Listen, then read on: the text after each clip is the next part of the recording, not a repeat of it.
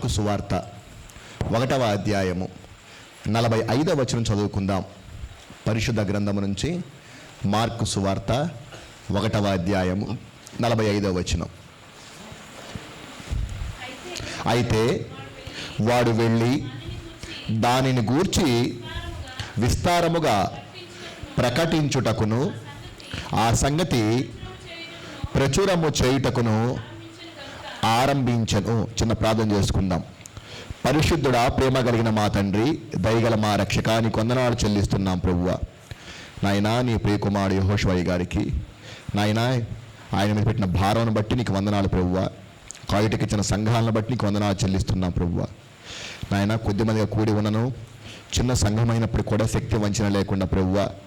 నాయన, ఒక కుమారుడు ప్రభు అనేక మంది ఉన్నప్పటికీ కూడా వారందరూ పోషణ ఎలాగ చూసుకున్నా ప్రభు అలాగని తక్కువ చేయకుండా ఈ సంఘము కూడా ప్రభువా ఆదరిస్తున్న విధానం బట్టి, బలపరుస్తున్న విధానాన్ని బట్టి నీకు వందనాలు చెల్లిస్తున్నాం ప్రభువా. ఈ 2021లో నాయన ఉపవాస కూడికలలో నేను కూడా పాలిభాగస్తుందికే నీకు వందనాలు చెల్లిస్తున్నాం ప్రభువా. ఉదయకాలం మాట్లాడి మీరు నాయన మరలా జ్ఞాపకం చేసుకోనండి. నీ బిడ్డలకు అర్థమయ్యే రీతిలో వారికి కావాల్సిన మాటలు బోధించి మీరు మాత్రం మహిమ పొందమని మన ప్రభువును రక్షకుడైన యేసుక్రీస్తు నామములో అడిగి వేడుకొనుచున్నాము తండ్రి, ఆమేన్. మంచిది. ఈ సమయంలో నన్ను ప్రేమతో పిలిచినటువంటి మరి యెహోషువ గారి ప్రభుపేట వందనాలు తెలియజేస్తా ఉన్నా. వారు మాకు మంచి మిత్రులు. గత 2 సంవత్సరాల నుంచి మేము కలుసుకుని ఉన్నాం. మీ మధ్య కొంతమంది చెప్పాను కదా, క్రిస్మస్కి వచ్చాను. అది ప్రేమరాజు గారి ద్వారా మేము పరిచయం అయ్యాము. మరలా రావడం అక్కయ్య గారికి వందనాలు తెలియజేస్తూ ఉన్నా. చాలా సంతోషం ప్రియోజన బిడ్డలారా. అమ్మ, ఈ రోజున అంశం ఏంటంటే కుష్ఠరోగి గురించి మనం ప్రస్తావించుకుందాం. ఎవరి గురించి? కుష్ఠరోగి. చెప్పడం సన్ననా? కుష్ఠరోగి గురించి మనము ప్రస్తావించుకుందాం. మనం చదవబడిన మాట ఏమిటంటే, అయితే వాడు వెళ్ళి దానిని గూర్చి విస్తారముగా ప్రకటించుటకును ప్రచురము చేయుటకును ఆరంభించను అనే మాట మనం చదువుకున్నాం. ఆలకించండి. అయితే వాడు దానిని గూర్చి విస్తారముగా ప్రకటించాడట, తరువాత సువార్త ప్రకటన చేయడము ఆరంభించాడు అని రాయబడింది. ఎవరు, ఏమా కథ అన్నట్టయితే 40వ వచనం దగ్గర నుంచి చదువుదాం. 40వ వచనం దగ్గర నుండి. అమ్మా, ఒక కుష్ఠరోగి ఆయన యొద్దకు వచ్చి ఆయన ఎదుట మోకాళ్ళుని, నీకిష్టమైతే నన్ను శుద్ధునిగా చేయగలవని ఆయనతో చెప్పి ఆయనను వేడుకొనగా ఆయన కనికరపడి చెయ్యి చాపి వానిని ముట్టి, నాకిష్టమే, నీవు శుద్ధుడవు కమ్మని వానితో చెప్పెను. వెంటనే కుష్ఠరోగము వానిని విడిచెను గనుక వాడు శుద్ధుడాయను. అప్పుడు ఆయన ఎవనితోనూ ఏమీయు చెప్పకు సుమి, కానీ నీవు వెళ్ళి సాక్షార్థమై నీ దేహమును యాజకునికి కనపరుచుకొని నీవు శుద్ధుడవైనందుకు మోషే నియమించిన కానుకను సమర్పించుమని వానికి ఖండితముగా ఆజ్ఞాపించను. అయితే వాడు వెళ్ళి దాని గురించి విస్తారంగా ప్రకటించాడు. అది ఒకనొక రోజున యేసుక్రీస్తు వద్దకు ఒక కుష్ఠరోగి వచ్చినట్టు. కుష్ఠరోగి వచ్చి మోకాళ్ళ మీద కూర్చొని, అయ్యా, నీకు ఇష్టమైతే నన్ను శుద్ధునిగా చేయవా అని అడిగాడట. వెంటనే ప్రభువారు ఏమన్నారు? నాకు ఇష్టమే నాయన, నువ్వంటే నాకు ఇష్టమని చెప్పేసి అతను చేయి చాపి ముట్టుకొని శుద్ధునిగా చేశాడు. వెంటనే ఏమైపోయింది? కుష్ఠరోగము విడిచిపోయింది. అప్పుడు ప్రభువారు ఏం చెప్పారంటే, అబ్బాయి, నేను బాగు చేసిన సంగతి నువ్వు ఎవరికి ఏమి చెప్పొద్దు, కానీ నువ్వు చేసే పని ఏమిటంటే చర్చికి వెళ్ళిపోయి అక్కడ పాస్టర్ గారు ఉంటాడు, పెద్ద పాస్టర్ గారు ఉంటారు, అతన్ని కనపరుచుకొని చెక్ చేయించుకొని మోషే ఏదైతే నియమించాడో ఆ కానుకను ఇవ్వు అని చెప్పేసి అన్నాడు. అయితే మనవాడు ఊరుకోకుండా ఏం చేశాడు? కానుక వేశాడు, చూపించుకున్నాడు, కానీ ఊళ్ళోకి వెళ్ళిపోయి ప్రతి ఒక్కరికి కూడా తను బాగుపడే సంగతిని చెప్పాడనమాట. ఇది అక్కడ రాయబడిన మాట. ఈ పాఠ్య భాగంలో 3 విషయాలు జ్ఞాపకం చేస్తాను. ఒకటి, కుష్ఠరోగి యొక్క దీనస్థితి. రెండవదిగా ప్రభువు యొక్క కనికరము. మూడవదిగా బాగుపడిన కుష్ఠరోగి యొక్క విధులేమిటి. 3 విషయాలు నాన్న. ఒకటేమో కుష్ఠరోగి యొక్క దీనస్థితి గురించి జ్ఞాపకం చేస్తాను. రెండవదిగా ప్రభువు యొక్క కనికరాన్ని లేదా భరోసా గురించి నేను ప్రస్తావిస్తాను. మూడవదిగా బాగుపడినటువంటి కుష్ఠరోగి యొక్క విధులు ఏమిటి అనే మాటలు జ్ఞాపకం చేసి నేను వాక్య భాగాన్ని నేను ముగిస్తాను. ప్రియదేవుని బిడ్డారా, దేవునికి స్తోత్రం. మంచిది.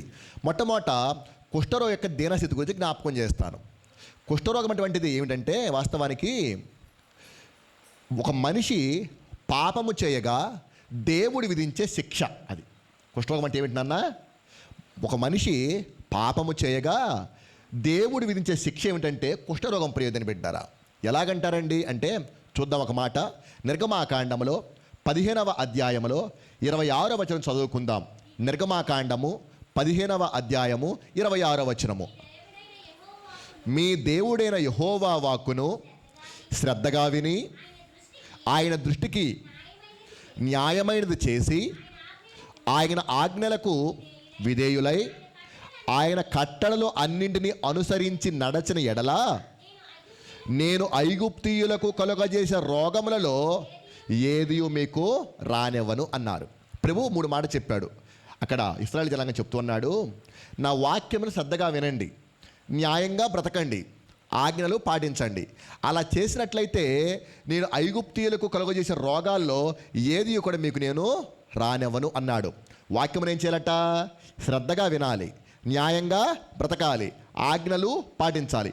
అలా చేస్తే రోగాలు రానివ్వను అన్నాడు. ఏ దేశపు రోగాలు? ఐగుప్తు దేశపు రోగాలు. ప్రియదేవుని బిడ్డలారా, అవి ఏమిటండి? ద్వితీయోపదేశ కాండములో 28వ అధ్యాయంలో 27వ వచనం చదువుదాం. ద్వితీయోపదేశ కాండము 28వ అధ్యాయము 27వ వచనం. యెహోవా ఐగుప్తు పుంటి చేతను, మూల వ్యాధి చేతను, కుష్టు చేతను, గజ్జి చేతను నిన్ను బాధించు. చాలా అది ఏమన్నాడు అక్కడ? యెహోవా ఐగుప్తు పుండ్లు, మూల వ్యాధులు, కుష్ఠరోగము అని చెప్పేసి అన్నాడు. ప్రియదని బిడ్డలారా, అంటే ఐగుప్తు రోగం ఏమిటి? కుష్ఠరోగము. ఎందుకు పంపిస్తాడు అవన్నీ కూడాను? ఆయన వాక్యం శ్రద్ధగా వినకపోతే, న్యాయంగా బ్రతకపోతే, ఇంట్లో వాళ్ళని ప్రేమించకపోతే, వీధిలో వాళ్ళని ప్రేమించకపోతే రోగాలను పంపిస్తాడు. ఏమిటా రోగం అంటే? కుష్ఠరోగము. అది సంగతి. ప్రియదని బిడ్డలారా, అది అంచేత ఇశ్రాయేలు ప్రజలకి కుష్ఠరోగం ఎందుకు వచ్చేది అని అంటే, దేవుని మాట వినకపోవడం వల్ల చేసిన పాపానికి ప్రతిఫలముగా దేవుడు పంపించే శిక్ష ఏమిటంటే కుష్ఠరోగం. ప్రియదని బిడ్డలారా, అది ఇంకొక ఎగ్జాంపుల్ మీకు చెప్తాను. మీకు నేను సంఖ్యాకాండములో 12వ అధ్యాయంలో 10వ వచనం చదువుదాం. సంఖ్యాకాండము 12వ అధ్యాయము 10వ వచనము. మేఘము ఆ ప్రత్యక్ష గుడారం మీద నుండి ఎత్తబడెను. అప్పుడు మిరియాము హిమము వంటి తెల్లని కుష్టు గలదాయను. చాలు నాన్న, అది ఇక్కడ ఒక వ్యక్తికి కుష్టి వచ్చింది. ఎవరా వ్యక్తి? మిరియాము. చెప్పండి ఒకసారి నాన్న, చెప్పండి. ఎవర్రా? ఎవరి మిరియాము? మోషే గారి అక్క. దేవుడు ఇశ్రాయేలు ప్రజలను నడపడం కోసము ఎన్నుకున్నాడు. అహరోనుని, మోషేని, మిరియామును దేవుడు ఎన్నుకున్నాడు. ప్రియదేవుని బిడ్డారా, ఇక్కడ మిరియాముకి ఏమొచ్చింది? కుష్ఠరోగం వచ్చిందట. ఎందుకు వచ్చింది? చదువుదాం. 12వ అధ్యాయం మొదటి వచనం. 12వ అధ్యాయం మొదటి వచనం.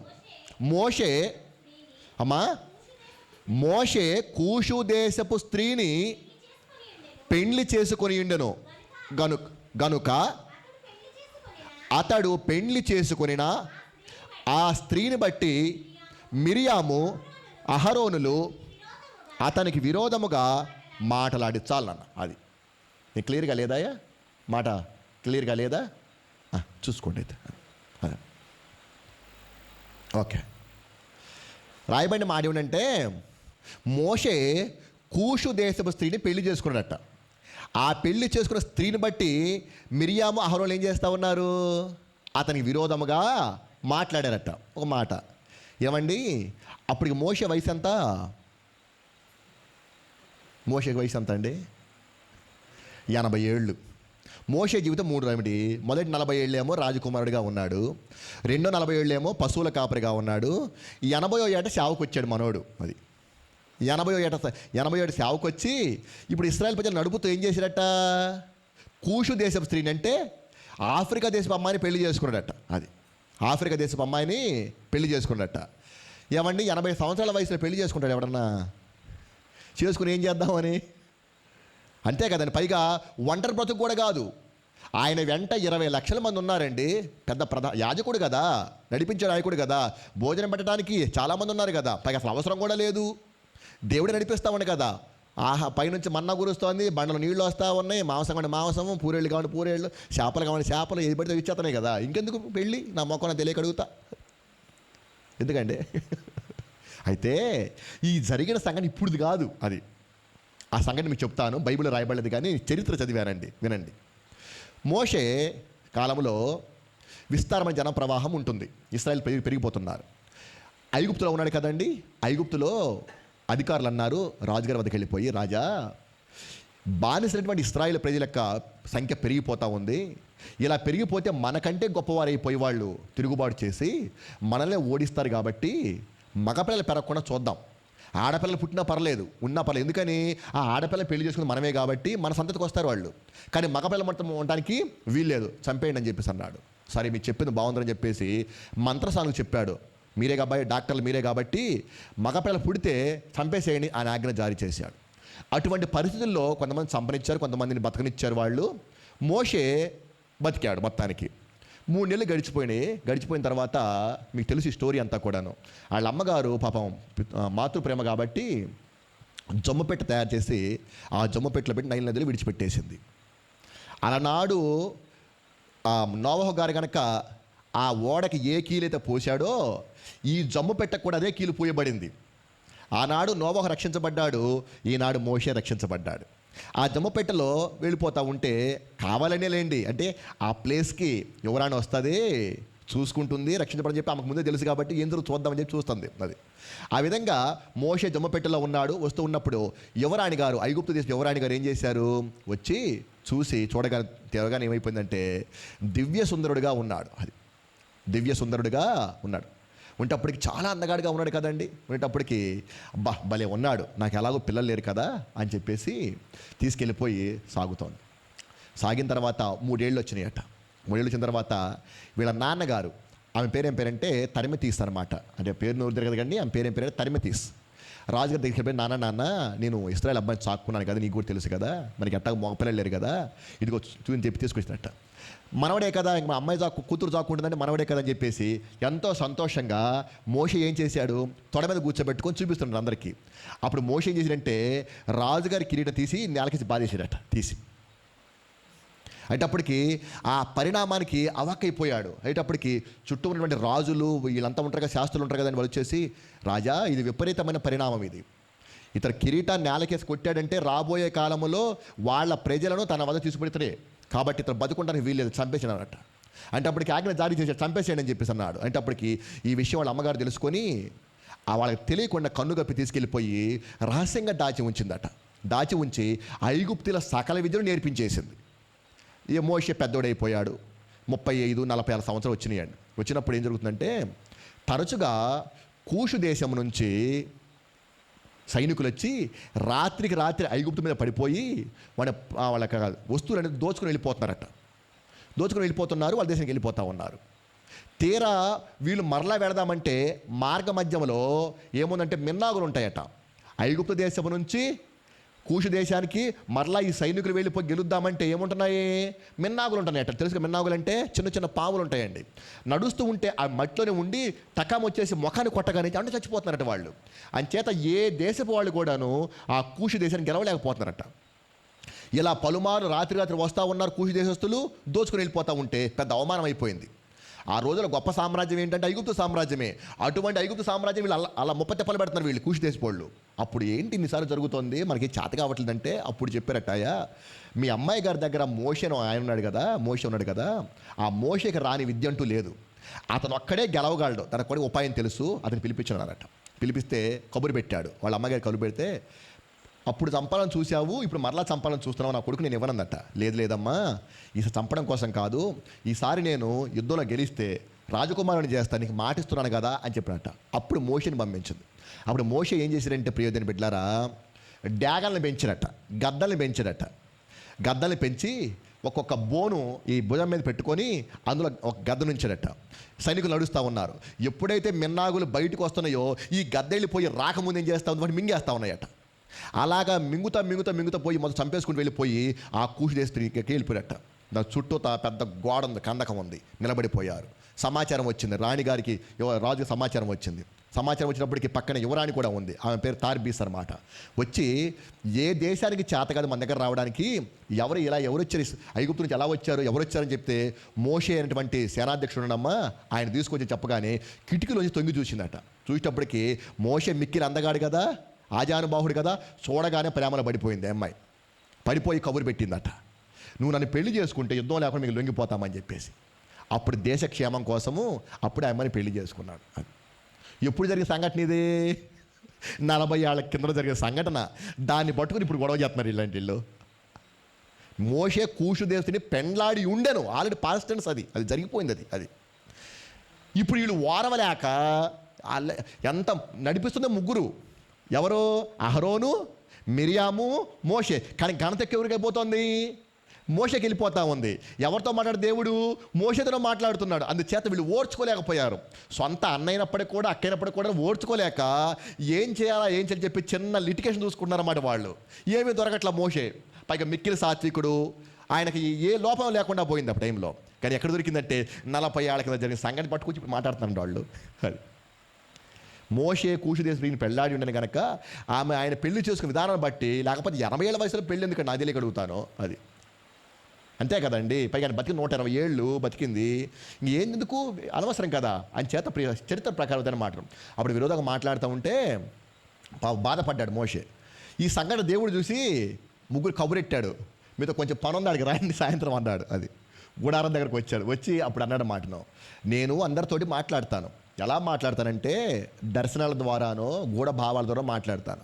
కానీ మోషతో అలా కాదు, నేను ముఖాముఖిగా ఫ్రెండ్తో నేను మాట్లాడతాను. అటువంటి నా సేవకుని మీ రోజుగా మాట్లాడతాడా అని చెప్పి శాపం పెట్టేశాడు. ఇదిగో నువ్వు కుష్ఠరోగం వచ్చింది కాక అన్నాడు. వెంటనే కుష్ఠ వచ్చేసింది. అప్పుడు అహరోను ఏడ్చాడు, అయ్యా ఇలా చేస్తే ఎలాగయ్యా, ఎలా ఈమె పాపం చేసిన వాడు నిజమేలయ్యా, మా పరిస్థితి ఏంటి? అప్పుడు అన్నాడు, ఆమె దేవుడే, ఆమె తండ్రి ఆమె ఉమ్మి వేస్తే కడగా ఉండాలి కదయ్యా అన్నాడు. అంటే కుష్ఠరోగం అంటే దేవుడే వారి ముఖం మీద ఉమ్మి వేసినట్లు లెక్క ప్రయోజనం పెట్టారు. అది ఏంటంటారు నాన్న? దేవుడే వారి మీద ఉమ్మి వేసినట్లు అనమాట. అది ఇప్పుడు మనుషులు అసహించుకుంటారు, తల్లిదండ్రులు అసహించుకోవచ్చును, బంధుమిత్రులు తగ్గవచ్చును, కానీ ఎవరున్నా మనకి భరోసా ఉంటుంది? దేవుడు ఉన్నాళ్లే అంటాము. మరి దేవుడే మనల్ని ఉమ్మి వేస్తే పక్కకు దోసి ఇంకెక్కడికి పోవాలి? కానీ కుష్ఠరోగం వస్తే అంతటి శిక్ష వచ్చినట్టు ప్రయోజనం పెట్టారు. అది అంచేత దేవుడు ఉమ్మి వేసినట్లుగా మనం దాన్ని ఆ శిక్షగా పరిణమించాలి. ఎప్పుడైతే వీరికి కుష్ఠరోగం వస్తుందో అప్పుడు మనం ఏం చేయాలంటే సంఖ్యాకాండములో 5వ అధ్యాయంలో 1-2 వచనాలు, ఏ వ్యక్తికైనా సరే కుష్ఠరోగం వస్తే అతని పరిస్థితిని అతను ఏం చేయాలో చూద్దాం. సంఖ్యాకాండము 5వ అధ్యాయము 1-2 వచనాలు. మరియు యెహోవా మోషేకు ఇలాగు సెలవిచ్చెను, ప్రతి కుష్ఠరోగిని, స్రావము గల ప్రతివానిని, శవమును ముట్టుట వలన అపవిత్రుడైన వానిని పాళెములో నుండి వెలివేయవలనని ఇశ్రాయేలుకు ఆజ్ఞాపించుము. నేను నివసించుచుండు వారి పాళెమును వారు అపవిత్ర పరచకున్నట్లు మగవారినేమి ఆడుదానినేమి అందరినీ పంపివేలను, వారిని పాళెము వెలుపలికి వెళ్ళగొట్టవలను. చాలనన్న. అది ఏం చెప్పాడు? ఎవరికైనా సరే కుష్ఠరోగం వచ్చినట్టయితే అతను ఏం చేయాలి? మొట్టమొదట వెలివేసేయాలి, అక్కడి నుంచి పంపేసేయాలి, వెళ్ళకపోతే వెళ్ళగొట్టేసేయాలి. అది సంగతి. అది వాడు ఎలాంటి వాడు సరే, మగవాళ్ళైనా ఆడవాళ్ళైనా, యజమానులైనా, ధనికులైనా, దరిద్రులైనా, రాజుగారైనా సరే, చివరికి ఎవరికైనా కుష్ఠరోగం ఏం చేయాలా? అతన్ని వెలివేసేయాలి. వెలివేయటం అంటే మాట్లాడకూడదు, తాకకూడదు, భోజనం పెట్టకూడదు, మంచినీళ్ళు ఇవ్వకూడదు, ఏమీ కూడా చేయకూడదు. ప్రయోజనం పెట్టారు. అది వెలివేసేయాలి, వెళ్ళిపో అని చెప్పాలి. అతను వెళ్ళకపోతే ఏం చేయాలి? వెళ్ళగొట్టేసేయాలి. ప్రయోజనం పెట్టారు. అంచేత కుష్ఠరోగిని వెలివేశారు. ఆ వెళ్ళగొట్టే ముందుగా అతను ఏం చేస్తారంటే 13వ లేవీకాండములో 13వ అధ్యాయములో 45వ వచనం చదువుదాం. లేవీకాండము 13వ అధ్యాయము 45వ వచనం. ఆ పొడగల కుష్ఠరోగి వస్త్రములను చింపివేయవలెను, వాడు తన తల విరియబోసుకొనవలెను, వాడు తన పై పెదవిని కప్పుకొని అపవిత్రులను అపవిత్రులను అని బిగ్గరగా అరవవాలని. చాలన్న. ఎవరికైతే కుష్ఠరోగం వస్తుందో అతను ఏం చేయాలంటే బట్టలు మొత్తం చింపేసుకోవాలి. తర్వాత ఏం చేయాలి? తల విరబోసుకోవాలి. ఆ తర్వాత ఇలా పైపద కట్టుకొని నేను అపవిత్రం చెప్పేసి ఊరు మొత్తం తిరగాల ప్రియదని బిడ్డలారా. అది బట్టలు చింపేసుకోవాలి, తల విరబోసుకోవాలి, ఇలా పైపద కట్టుకొని డప్పేసుకున్నట్టుగా ఊరు మొత్తం నేను పాపం చేసిన వాడను, అపవిత్రునైపోయానని చెప్పేసి ఊరు మొత్తం అరవాల ప్రియదని బిడ్డలారా. ఏమండి, అది ఎంత అవమానం ఆలోచన చేయండి ప్రియదని బిడ్డలారా. అది అంటే మన భాషలో చెప్పాలంటే ఎవరికైనా గుండు కొట్టి కనుక గాడి మీద ఊరేగిస్తే ఎంత అవమానమో, ఆ రోజుల్లో కుష్ఠరోగం వచ్చేసి బట్టలు చింపుకొని తలబెట్టుకుని పరిగెత్తుకుంటూ నేను అపోజిన వీధులను తిరగడం ఎంత అవమానం ప్రియదని బిడ్డారా. ఒకవేళ అతను బాగా బతికిన వాడైతే అతని పరిస్థితి ఏమిటి? అది అంచేత అటువంటి దీనస్థితిలో ఉండి అలా అరుచుకుంటూ ఎక్కడికి వెళ్ళిపోవాలి? ఊరు బయటికి వెళ్ళిపోవాలి, అక్కడే నివసించాలి. అది ఇప్పుడు మాట్లాడతాడా? అన్నం పెడతారా? నీళ్ళు పెడతారా? అడుక్కుంటూ ఉండాలి ప్రియదని బిడ్డలారా. ఒకవేళ ఏమన్నా ఉంటే ఏం చేస్తారంటే మహా అయితే ఒకవేళ మరీ ఏముంటే పెద్ద పొడగాటి కర్ర ఒకటి ఉంటుంది, ఇక్కడ నుంచి మన గేట్ అంత దాకా ఉంటుంది అన్నమాట. అక్కడ దానికి ఆ చివరికి చిన్న జోలి కట్టి ఇక్కడి నుంచే ఇటు చూస్తూ ఇలాగా పెడతారన్నమాట. అది ఒకవేళ అన్నం తీసుకొచ్చేది భార్య అయితే అతని పరిస్థితి ఎలాగ ఉంటుంది? నా భార్యకి నేను ఎంత ఇష్టం, ఒకప్పుడు నేను ఈ కుష్ఠరోగం రావడం నా ముఖం చూడటానికి కూడా ఆవిడ ఇష్టపడలేదు. నా పిల్లలు నా చుట్టూ తిరిగేటి వాళ్ళు, ఇప్పుడు నా పిల్లలు చూడడానికి కూడా రాడని చెప్పేసి ఎంత కుమిలిపోతాడు ప్రియదని బిడ్డలారా, ఎంత అల్లాడిపోతాడండి. అది అటువంటి దీనస్థితిలో ఉన్నాడు ప్రియదని బిడ్డలారా. దీనస్థితిలో ఉంటే అలా చూస్తూ ఉన్నాడు. అతను ఈ కుష్ఠరోగులు ఎక్కడ ఉంటారంటే ఆ కొండ గుహల దగ్గర ఆ ప్రాంతాల్లో నివసిస్తూ ఉంటారు. యేసుప్రభువు ఏం చేశారంటే ఆ గలిలయలోని హట్టిము కొండ మీద అప్పుడే 3 రోజులు ప్రసంగం చేశాడు. 5వ అధ్యాయము, 6వ అధ్యాయము, 7వ అధ్యాయం 3 రోజులు ప్రసంగం చేశాడు. ఈ ప్రసంగంలో 3 ముఖ్య విషయాలు చెప్పాడు. ప్రేమ గురించి, కనికరం గురించి, క్షమాపణ గురించి ప్రస్తావిస్తున్నాయి ఎక్కువ. అది దేని గురించి నాన్న? ప్రేమ గురించి, కనికరం గురించి, క్షమాపణ గురించి ప్రస్తావించాడు. ఆయన మూల సారాంశం మొత్తం అదేలేండి. అంటే అప్పటికి ఈ మాటలు విన్నాడు, 3 రోజులు విన్నాడు. ఖాళీగానే ఉన్నాడు కదండి, చక్కగా వాక్యం చదువుతాడు. 5,000 మంది 10,000 మంది ఉన్నారు కదా, మొత్తం వింటున్నా. వాళ్ళతో పడితే కూడా వెనకాల కూర్చొని ఆ కొగలో కూర్చొని వింటున్నాడు. ఎప్పుడైతే ఈ మాటలు విన్నాడో కొంచెం ధైర్యం కలిగిందనమాట. అది కొంచెము ధైర్యం. ప్రపంచమంతా నన్ను వెలివేశారు, ఈయన ఒక్కడు ఏం చేస్తా ఉన్నాడు? ప్రేమ గురించి. ఇది కుడుతుందేమో, కొట్టండి నన్ను దెబ్బతినికి.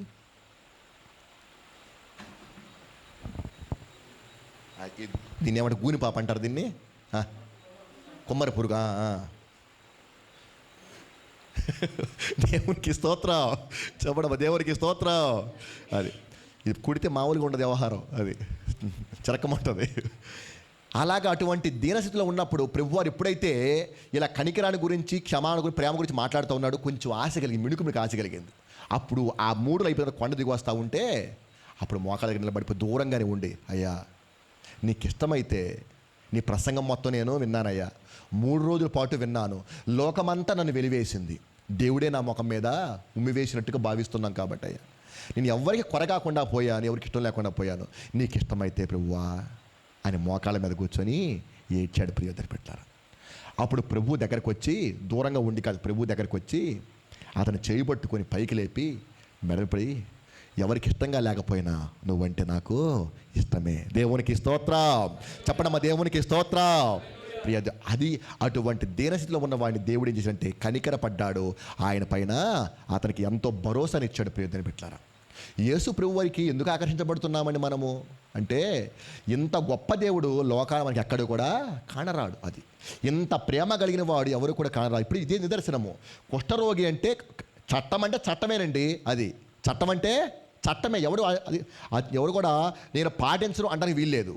పైగా ఎటువంటిది అది? కుష్ఠరోగం అంటే వాసన వస్తూ ఉంటుందండి, శరీరం రసిగారుతూ ఉంటుందటండి. అది దూరం పోతుంటేనే వాసన వస్తూ ఉంటుంది, రసిగారుతూ ఉంటుంది, పరిస్థితి చండాలంగా ఉంటుంది. అది అటువంటి వారిని ఎవరు ప్రేమిస్తారు, ఎవరి దగ్గర తీసుకుంటారు?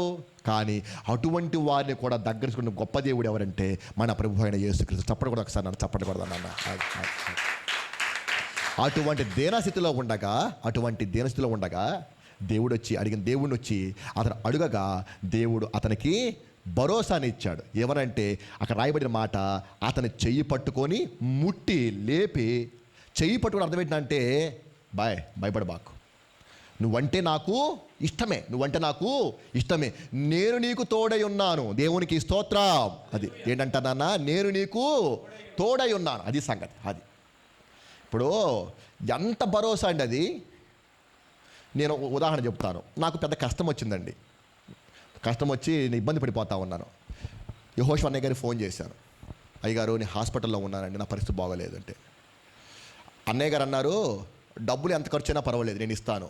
అంతేకాదు నువ్వు బాగైన వరకు, నువ్వు చచ్చిపోయిన వరకు నీకు తోడుగా ఉన్నా, నీ అన్నయ్య లాంటి అనుకో అని అనుకోండి. ఎంత గొప్ప భరోసా ప్రియోజన బిడ్డలు అది ఎవరంటారు అది.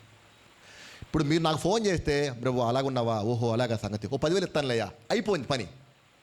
ఓ 10,000 ఇస్తాను, అయిపోయింది. 5,000 ఇస్తాను, పని అయిపోయింది. అలా కాదు, నీవు అయిపోయేంత వరకు, నీకు ఎప్పుడు వచ్చిన ఈ మధ్య నువ్వు చచ్చిపోయేంత వరకు, ప్రభు వచ్చేంత వరకు, ఏ కష్టం వచ్చినా, నష్టం వచ్చినా, రోగం ఇబ్బంది వచ్చినా, కష్టాల్లో బాధల్లో కూడా నేను నీకు తోడే ఉన్నాను అంటే ఎంత గొప్పది పిల్లలు అది. అలాగన్నాడు దేవుడు అండి. నువ్వు నాకు ఇష్టమైన అబ్బాయి బాగుపడిపో అని అనలే, చేయి పైకేసి ఇప్పటి నుంచి నా ఫ్రెండు నువ్వు అన్నాడు. దేవునికి స్తోత్రం. అది నేను నీకు ఎల్లప్పుడూ నీకు తోడై ఉంటానని చెప్పాడు ప్రియతని బిడ్డలు. అది మన దేవుడు ఎటువంటి వాడంటే, దీనులను రోగులను పైకి తీసుకొచ్చేవాడు కాకుండా సదాకాలము తోడయుండు దేవుడు. దేవునికి స్తోత్రం. అది అది అది అయితే ఆయన యొక్క తోడు ఎటువంటిది, ఏమ కథ మనము జ్ఞాపకం చేసుకుందాం ప్రియతని బిడ్డలారా. ఆకాశము నుండి మన్నాను పంపి దేవుణ్ణి స్తుతించేదము. ఆకాశము అన్నమా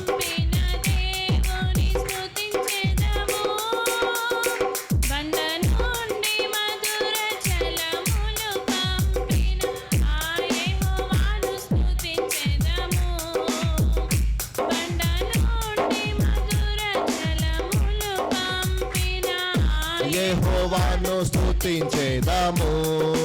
హల్లెలూయా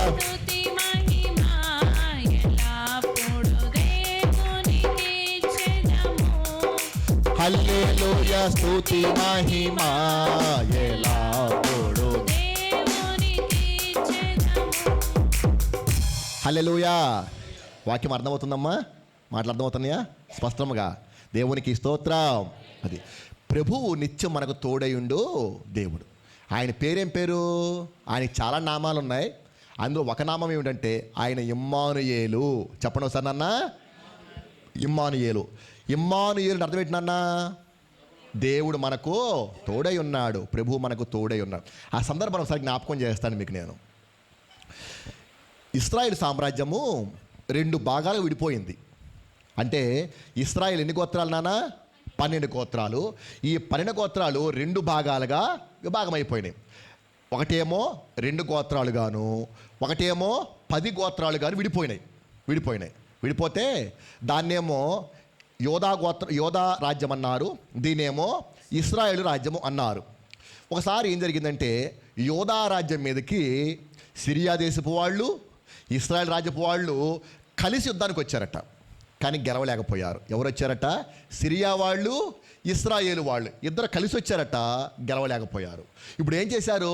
మనం బలము సరిపోవట్లేదు, యోధా రాజ్యాన్ని ఓడించాలంటే అని చెప్పేసి ఎఫ్రామీలు కూడా కలుపుకున్నారట వీళ్ళు. ఇప్పుడు 3 ఏకమైపోయారు. అది ఏమైపోయారు నాన్న? 3 ఏకమైపోయారు. ఇప్పుడు యాక్చువల్గా యోధా వాళ్ళు, ఇశ్రాయేల్ వారు ఏమవుతారు? అన్నదమ్ములు అవుతారు. ఏమవుతారు నాన్న? అన్నదమ్ములు అవుతారు. ఇప్పుడు సిరియా వాళ్ళు ఎవరు? శత్రువులు. ఇప్పుడు ఉదాహరణ చెబుతానండి. ఇప్పుడు ఈ బ్రదరు నేను అన్నదమ్ములం, మేమిద్దరు ఇడిపోయాం, మా ఇద్దరు పట్టలేదు. ఇప్పుడు 3 అతని శత్రువు వచ్చాడు. ఎవరి మీదకి వచ్చాడు? ఆ బ్రదర్ మీదకి వచ్చాడు. ఇప్పుడు ఆ శత్రువు అతని మీదకి వస్తే ఏం చేయాలా? కొట్టుకుంటే తిట్టుకుంటే మేము కొట్టుకుంటాం, తిట్టుకుంటే ఏమైనా చేసుకుంటాం. నువ్వెవడ మా అబ్బాయి మీదకి రావడానికి, మా తమ్ముడి మీద రావడానికి నీకు ఎంత ధైర్యం రా అని చెప్పేసి నేను ఒకళ్ళతో వెళ్ళిపోయి ఇద్దరం కలిసి తను ఏం చేస్తాం? మనము ఓడిస్తాం ప్రియతని బిడ్డలారా. కానీ ఇప్పుడు ఏం జరిగింది? వాళ్ళిద్దరూ కలిసి నా మీదకి వచ్చారట. ఇప్పుడు అది వాళ్ళ కలిసి ఏం చేశారు? నా మీదకి వచ్చారు. బలం సరిపోయేటప్పటికి ఇంకొకటి కలుపుకున్నారట. అది ఇప్పుడు నా పరిస్థితి ఎలాగైపోయిందంటే, వాళ్ళిద్దరు వచ్చినప్పుడు ఓడించలేకపోయారు.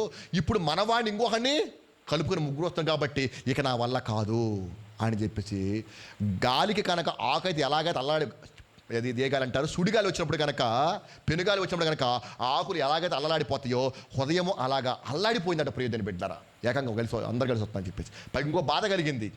ఎంత కాదనుకున్నా సొంత అన్నదమ్ములం కదా మేము, శత్రువు వస్తే వాడికి సహాయం చేయడం ఏమిటని చెప్పేసి మనస్తాపం చెందాడు ఆహాజు రాజు ప్రియదని బిడ్డరా. ఆ రాజుగారు అది అలా అల్లాడిపోతా ఉంటే దేవుడు వచ్చినట్ట. వచ్చేసి అన్నాడు, ఆహాజు భయపడి బావాకు, వాళ్ళు ఎంతమన్నా కలిసి రాని, ఏమన్నా చేసిరాని నేను నీ పక్షాన ఉండగా నీకు భయం ఏంటయ్యా అన్నాడు. దేవునికి స్తోత్రం. అంటే మనోడు నమ్మలే, అది సంగతి. అది మనవాడు ఏం చేయడు, నమ్మలేదు. ప్రభువా ఒకళ్ళ కాదు ఇద్దరు కలిసి ముగ్గురు కలిసి వస్తున్నారే బాబా, నాకు నమ్మకం కుదరటం లేదు. ఒకసారి అంటే ఓడించాను, నువ్వు తోడున్నావు, చాలాసార్లు నాకు తోడున్నా కాదని కదా, కానీ ఇప్పుడు ఏకంగా ముగ్గురు వచ్చేస్తాను నా మీదకి అని చేత నాకు ధైర్యం సరిపోవట్లేదు అన్నాడు. అప్పుడు దేవుడు అన్నాడు కోపగించుకోకుండా, అయితే నేను నీకు తోడే ఉన్నా, నువ్వు నమ్మటం లేదు కదా, ఒక సూచన అడుగు, చెప్తా. నేను నీకు తోడే ఉన్నాను, ఈ యుద్ధంలో గెలిపిస్తే, యుద్ధం రాకుండా నేను గెలిపిస్తాను మాటిస్తున్నాను కదా, కానీ నువ్వు నమ్మటం లేదు. నువ్వు నమ్మడం కోసము ఏదైనా ఒక సూచన అడుగు, నేను చేస్తా అన్నాడు. ప్రియదని పట్ల అంటే ఆ రోజుల్లో నమ్మకం లేకపోతే ఏం చేసేవాడు దేవుడు, సూచన ఇచ్చేవాడు. మీకు తెలుసు ఆ విషయము. మోషే అన్నాడు, అబ్బాయి అక్కడికి వెళ్ళిపో, ఎక్కడికి, ఫరో దగ్గరికి వెళ్ళిపో, మరి అంటే నేను నమ్మను అన్నాడు. సరే ఒక సూచన చెప్తాలే, ఏమంటే చెయ్యడు పెట్టేసి మామూలుగా వచ్చేద్ది, ఇక్కడ పెట్టుకో ఎండిపోద్ది, మళ్ళీ తీసే మామూలుగా వద్దు అన్నాడు. కర్ర కిందేసి పాము అయిపోద్ది, మళ్ళీ ఎత్తి పట్టుకు మామూలు అయిపోద్ది అన్నాడు. గిద్యోని దగ్గర ఏమన్నాడు, గిద్యోని దగ్గర ఇదిగో చుట్టూత మంచు పడాలా, ఆ గొర్రె బొచ్చు మీద మాత్రము మంచు పడకూడదు అన్నాడు. ఇప్పుడు రివర్స్లో కూడా చేయమన్నాడు, మరలా చేసాడు దేవుడు. అలాగే చాలామందికి చాలా సూచనలు ఇచ్చుకుంటూ వచ్చాను, వాళ్ళు కూడా నమ్మలేదు, మీ పితరులు కూడాను. సరే ఇప్పుడు చాలా చేశాను నేను, అయినా నువ్వు మరలా నువ్వు అనుమాన పడుతున్నావు కాబట్టి మరలా సూచన అడుగు. అది పాతాళమంత లోతైనను, ఊర్ధ్వలోకమంత ఎత్తైనను, అది ఎలాంటిదైనా సరే నువ్వు అడిగితే చాలు, ఖచ్చితంగా చేస్తాను, నీకు నమ్మకం కలగడం కోసం అని చెప్పాడు. ప్రియదని బిడ్డలారా, అహాజీ ఏమన్నంటే నేను అడగను అన్నాడు. అహాజీ ఏమన్నాడు, నేను అడగను, నేను దేవునిని శోధింపను అన్నాడు. అది మంచి మాటే. అది ఎందుకంటారు, చిన్నవాడు అడిగితే అది సూచన, పెద్దవాడు అడిగితే శోధన. అది ఉదాహరణ చెబుతాను. నా వయసు 39, అలా కనపడతాను కానీ నా వయసు 39. మా అమ్మ దగ్గరికి వెళ్ళిపోయి, మా అమ్మగారు ఉన్నారండి, నాన్నగారు మొన్న చనిపోయారు జూన్ నెలలో, మా అమ్మగారు ఉన్నారు. ఆమెకి 61 అలా ఉన్నాయన్నమాట. వచ్చి అమ్మ నువ్వు నన్ను ప్రేమిస్తున్నావా అని అడిగాను అనుకోండి, మమ్మీ ఏమంటుంది, వెంటనే మనసు మారిపోయి కళ్ళీళ్ళు పెట్టుకుంటుంది అన్నమాట ముందు. అది మనసులో అనుకుంటుంది, అరే అసలు నువ్వు బ్రతుకున్నావంటేనే నా ప్రేమరా, నేను నిన్ను ప్రేమించకపోతే చిన్నప్పటికి జ్వరం వచ్చింది, హాస్పిటల్ తీసుకెళ్ళకపోతే చచ్చిపోడి నువ్వు, ఒక వడ్ల గింజేసి పడికి పోయేవాడివి నువ్వు, ఎన్నో రోగాలు వచ్చినాయి, రొస్టులు వచ్చినాయి, ఇబ్బందులు వచ్చినాయి, నేను కడుపు మార్చుకుని నీకు పెట్టిన భోజనం రోజులు చాలా ఉన్నాయిరా, నేను సుట్టుగా భోజనం నా పాలు ఇవ్వకపోతే ఎప్పుడు చచ్చిపోడురా నువ్వు అని మనసులో అనుకొని చెప్పకుండా, బయటికి చెప్పదు తల్లి, చెప్పకుండా ఏట్రా ప్రేమ గురించి అడుగుతున్నా, ఏం కావాలి చెప్పున్నానా నీకు అంటుంది. కానీ ఆ మాట అడిగే ముందు ఏం చేసింది, ఆవిడ కళ్ళనీళ్ళు పెట్టుకుంది. అది అంటే ఏంటి, వీడికి 39 సంవత్సరాలు పెంచి పెద్ద చేస్తే వాడు ఇప్పుడు నన్ను ఏమడుగుతున్నాడు, నువ్వు నన్ను ప్రేమిస్తున్నావా అని అడుగుతున్నాడు వాడు. అది అని ఎంత బాధపడుతుందంటే, మా అమ్మ నేను బాధ పెట్టాను, శోధించాను నేను. అది ఇప్పుడు నాకైతే నా కొడుకున్నాడు, ఒకడికి 4 సంవత్సరాలు, వాడికి 6 సంవత్సరాలు. వాడు వచ్చి డాడీ నువ్వు ప్రేమిస్తున్నావంటే నేను నవ్వుతా, ఏం కావాలి చెప్పురా, నాకు ఒక కింటర్ చాయ్ కొనిపెట్టి డాడీ అంటే కొని పెడతారు. అది ఎందుకంటే వాడు చిన్నపిల్లడు కాబట్టి, వాడు తెలియదు వాడికి. అది ఇప్పుడు నేను పెద్ద 40 ఏళ్ళు నాకు వస్తూ ఉంటే నేను దేవుని అడగటం ఏంటి, తల్లిని అడిగితే శోధన కాదంటారా, అది అన్నాడు ఆహాజ్. అది నేను శోధించనయ్యా, అది తోడే ఉండి దేవుడు వేనేసా తోడే ఉన్నావు, కానీ ఇప్పుడు మాత్రం ధైర్యం సరిపోవట్లేదు, నేను శోధించను అన్నాడు. అది అడగమా. అప్పుడు దేవుడు అన్నాడు, నువ్వు నన్ను అడగనంటున్నావు కదా, నేను శోధించనంటున్నావు కదా, సరే ఇక నేను సూచక్రియ వద్దంటున్నావు కదా, ఇప్పుడు నీకు కాదు ఇక రాబోయే కానీ ఎవడు నన్ను సూచన అడగకుండా శోధింపకుండా ఒకే ఒక సూచన ఇస్తాను నేను. అది లోక ప్రజల మొత్తానికి కూడా నేను ఒక సూచన ఇస్తాను. అదేమిటంటే కన్యక గర్భవతి అయి కుమారుని కనును, అతని ఇమ్మానుయేలును పేరు పెట్టబడి. దేవునికి స్తోత్రం చెప్పడమ్మా, దేవునికి స్తోత్రం. దాని అర్థం ఏమిటన్నా, ఇక సూచనలు గీచలు ఏమి అక్కర్లేదు అబ్బాయి, ప్రతి ఒక్క బిడ్డకి, నన్ను నమ్మిన ప్రతి వాడికి కూడా నేను ఎల్లప్పుడూ మీకు నేను తోడై ఉంటాను అని చెప్పాడు. ప్రియమైన బిడ్డ చెప్పడం కూడా ఒకసారి నాన్న, నువ్వు నమ్ముకున్నావు కాబట్టి నీకు తోడై ఉంటాడు, నేను నమ్ముకున్నా కాబట్టి నాకు తోడై ఉంటాడు. ఎవరైతే ప్రపంచాన్ని నమ్ముకుంటారో వారందరికీ సదాకాలము తోడై ఉండు దేవుడు ఎవరంటే మన ప్రభు అయిన యేసుక్రీస్తు. ప్రియమైన బిడ్డ, అది ఆయన ఎంత గొప్ప దేవుడు అంటే నాన్న నేను చెబుతాను, ప్రతి ఒక్కరి ఒక దేవదూతను ఇచ్చాడట. అది ఆయన చూస్తున్నదే కాకుండా మన కోసం ఏం చేశాడు, మన సేవ కోసం ఏం చేశాడు, ఒక్కొక్క దూతను కావలిగా ఉంచాడు. ప్రియమైన బిడ్డారా, ఆయన యందు భయభక్తులు గల వారి చుట్టూ యెహోవా దూత కావలియుండి రక్షించును, నీ మార్గమును ముందు నడుచుట్టుగా ఒక దూతను ఆయన పంపించేస్తాడు. ప్రియమైన బిడ్డారా, అది రక్షణయను స్వాస్థ్యము పొందబో వారికి సేవకులైన ఆత్మన కాదా అన్నాడు హెబ్రీ భక్తుడు. ప్రియమైన బిడ్డ, అది అని ఏమిటన్నా, నువ్వు ఎప్పుడు యేసు ప్రభువుని నమ్ముకుంటావో నీ పక్షాన ఒక దూతను ఏర్పాటు ఒక దూత కాదండి, ప్రతి పనికి ఒక దూతను ఏర్పాటు చేస్తావు. అందుకే దేవదూతలను చేసుకున్నాడు ఆ రోజున. అది నా బిడ్డలు వస్తారు, వారు మీరు పని చేయాలి కాబట్టి అని చెప్పేసి సేవకులైన ఆత్మలు వాళ్ళు. అది మన కోసము చూస్తున్నాడు. ఇలాగ అంటాను నేను, ఒక పాస్టర్ గారట ఒక గురువారం పూట మన అయ్యగారు లాగానే తెగరాసేస్తున్నట్ట. అది శుక్రవారం పూట మంచి ప్రసంగం తయారు చేస్తున్నట్ట. పాస్టర్ గారు అందట, మామూలుగానే మన సంఘానికి 15 మంది 20 మంది వస్తారు, శుక్రవారం కూడా 3-4 వస్తారు, వాళ్ళ కోసం ఏం తెగరాసేస్తావు నువ్వు అందట. అంటే అప్పటికి పాస్టర్ గారు అంట, పిచ్చి మొహమా, వచ్చేది 3-4 కావచ్చు, కానీ వాళ్ళ పక్కన అనేక మంది దూతలు ఉంటూ ఉన్నారు, మన చర్చి చుట్టూ అనేక మంది దూతలు దేవుడు పంపిస్తూ ఉన్నాడు. నేను మంచి ప్రసంగం చేస్తే, అబ్బా ఈరోజు యెహోషువ గారు మంచి ప్రసంగం చేశారండి నేను దేవునికి చెబుతారే, వారి కోసం చెబుతున్నానే అన్నదట. దేవునికి స్తోత్రం. అది ఇప్పుడు మన ఉంది వ్యవహారం ఉందండి, మీరే కాదు, ఎవరున్నారు మన పక్కన? కంటికి కనపడినటువంటి దేవదూతల ఆత్మలు ఉన్నాయి ప్రియతని పెట్టారా. దేవునికి స్తోత్రం. అదండి, అది మన చుట్టూ ఉన్న మనకి కాసుకుని ఉంటారండి. అది మనం అనుకుంటాం క్షణం తప్పిపోయిందండి, నేను బండిలా క్రాస్గా వెళ్ళిపోతుంటే కొద్దిగుంటే అయిపోయేవాడిని నేను, మరి ఆ కొద్దిగా తప్పించింది ఎవరు? దూత. అది సంగతి. నా పిల్లోడు ఆ బావిలో పడిపోడండి, ఎవరో గప్ప గుంజినట్టుగా బయటకు వచ్చిందండి, వాడు ఎవరు లాగారు? దూత. ప్రియతని పెట్టారా, నమ్మాలి నాన్న మనం. అది ఆయన ఎలాంటి దేవుడు అంటే ఇమ్మానుయేలు దేవుడు, నిరంతరము తోడయుండు దేవుడు. ప్రతి క్షణము ఇశ్రాయేలును కాపాడువాడు, కునుకడు. అబ్బా ఎంత గొప్ప విషయం ప్రియతని పెట్టారు. అది నాకు అనుభవించాలండి మనమంతా కూడాను. ఊరిక తిరుగుతున్నామంటే మన మామూలు విషయం కాదు. మన పక్షాలు ఎల్లప్పుడూ మనం మెసలతో కూడా అలా మెసలాలి. మన పక్కన దోతలు ఉన్నాయి, దేవుడు మనం మెసలాలా. అది అందుకే పాపం జోలికి పోకూడదు మనము. అది అర్థమవుతుంది. ఇప్పుడు మీ ఇంట్లో భార్య భర్తలు గొడవ పడుతున్నారండి అనుకుందాం, నేను హఠాత్తుగా ఇంటికి వచ్చాను, నేను ఇప్పుడు ఏం చేస్తారు మీరు? నీ సంగతి తర్వాత తెలుస్తాకు ఏమంటావు? పాస్టర్ గారు బయట కూర్చొని కసి నీ సంగతి తెలిసొస్తావాను ఏమంటావు? సడన్గా ఆపేసి నీ సంగతి తర్వాత చెప్తారు, అయ్యగారు వచ్చారు ఆగు కాస్త అంటావు. అది ఏమండి, నేను మామూలు మనిషినే కదా, నేను మామూలు మనిషినే, దేవుని ప్రతినిధి కావట్లేదు. నేను ఇంటికి వస్తే నువ్వు సడన్గా ఆగిపోయావే, మరి నిత్యం నీ దేవుడు నీ దగ్గర ఉంటాడు కదా, మరి మనం మనసులో పెట్టుకొని కాపుగా ఉండొద్దా? అది జ్ఞాపకం లేకపోబట్టి మనం ఏచేలేస్తాం మనం అందరం కూడా. అది దేవునికి స్తోత్రం చెప్పడం, దేవునికి స్తోత్రం. అది అవునా కాదు తమ్ముడు? జ్ఞాపకం చేసుకోండి. ఒకవాడు అడ్డమైన సినిమా నుంచి చూస్తుంటాడు, ఇంకా యవనస్తులైతే ఇప్పుడు మనం పర్లేదు కానీ యవనస్తులైతే వాళ్ళు ఇష్టాసరం చేస్తూ ఉంటారు. వాళ్ళ నాన్న ఏం చేస్తారు? తక్కువని ఆఫ్ చేసి మార్చేస్తాము. అది దాని ఏదో మార్చేస్తాడు. ఏమండి, వాళ్ళ నాన్నగారు వస్తే అంత భయపడిపోతాడు, మరి దేవుడు చూస్తుంటే ఎలా ఉండాలి నాన్న? అది ఇది గమనం ఉండాలి మనిషికి. ప్రియదని పెట్టారు. అది ఆయన ఎందుకుంటే నేను కంట్రోల్ చేయడం కోసం కాదు, అసలు ఏమండి ఆయన. అది ఆయన ప్రేమ కలిగిన తండ్రి, నీ స్వేచ్ఛగా వదిలేస్తాడు. చాలామంది అంటుంటారు, మధ్యాహ్నం కథ చెప్పుకున్నాం కదా, మన అవ్వాలని కథ చెప్పుకున్నాం కదా.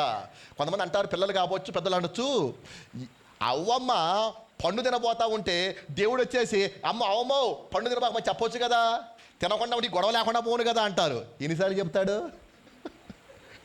ఎన్నిసార్లు చెప్తారండి? ఒకవేళ ఆపాడనుకోండి, ఆపే కొద్ది ఏమవుతుంది? అనుమానం వచ్చేస్తుంది. ఆపాడంటే ఏదో వద్దబత్తులో వాడు చెప్పింది కరెక్ట్ అనమాట అనుకుంటుంది అనమాట. ఆయన లేనప్పుడు తింటుంది.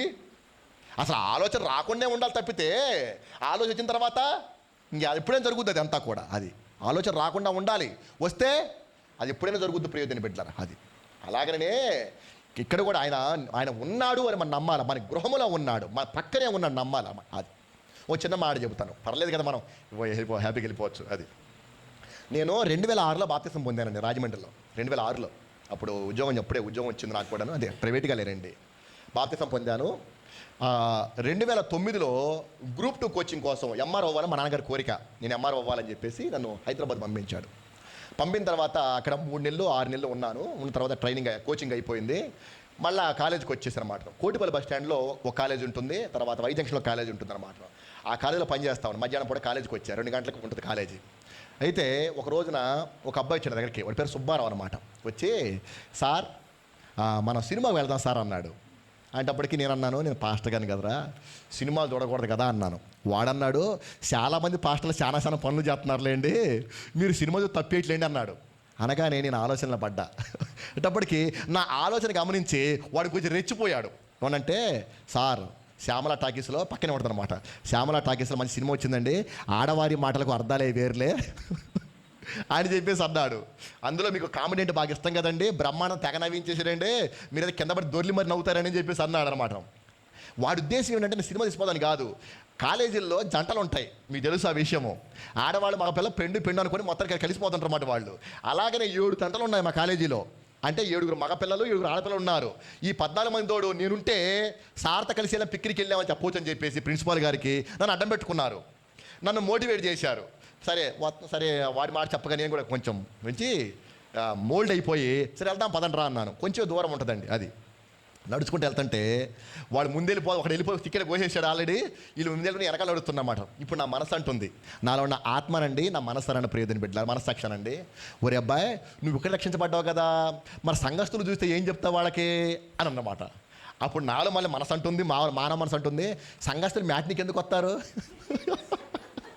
వస్తే ఫస్ట్ షోకో సెకండ్ షోకి వస్తారు కానీ అంటే టౌన్లో వాళ్ళు ఏం చేస్తారంటే నైట్ సినిమాలకు పోతారులేండి. ఇప్పుడు బాగుంది, ఒకప్పుడు అలా జరిగేది. అది సరే సంఘస్థులు రారు, మరి పాస్టర్ గారు వస్తే పాస్టర్ గారు సినిమాలకు ఎందుకు వస్తాడు, వచ్చిద్దరం ఒకటి అయిపోతాం కదా, ఎవరికి చెప్పుకోం కదా అనిపిస్తుంది.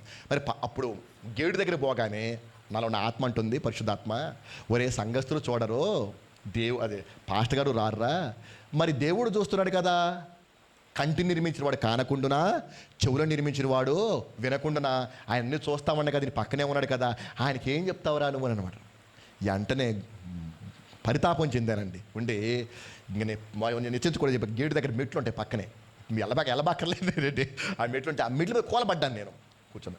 వీడు వచ్చేసి ఇలాగా మొత్తం పనిచేసే సుబ్బారావు గారు, సార్ మీకు బాల్కనీ ఏర్పాటు చేశాం, మేము అందరం కిందకు ఈ రిజర్వేషన్లో ఉన్నాము, మీకు బాగా ఏర్పాటు చేసాం, మీరు అక్కడికి వెళ్ళండి సార్ అంటున్నాడు.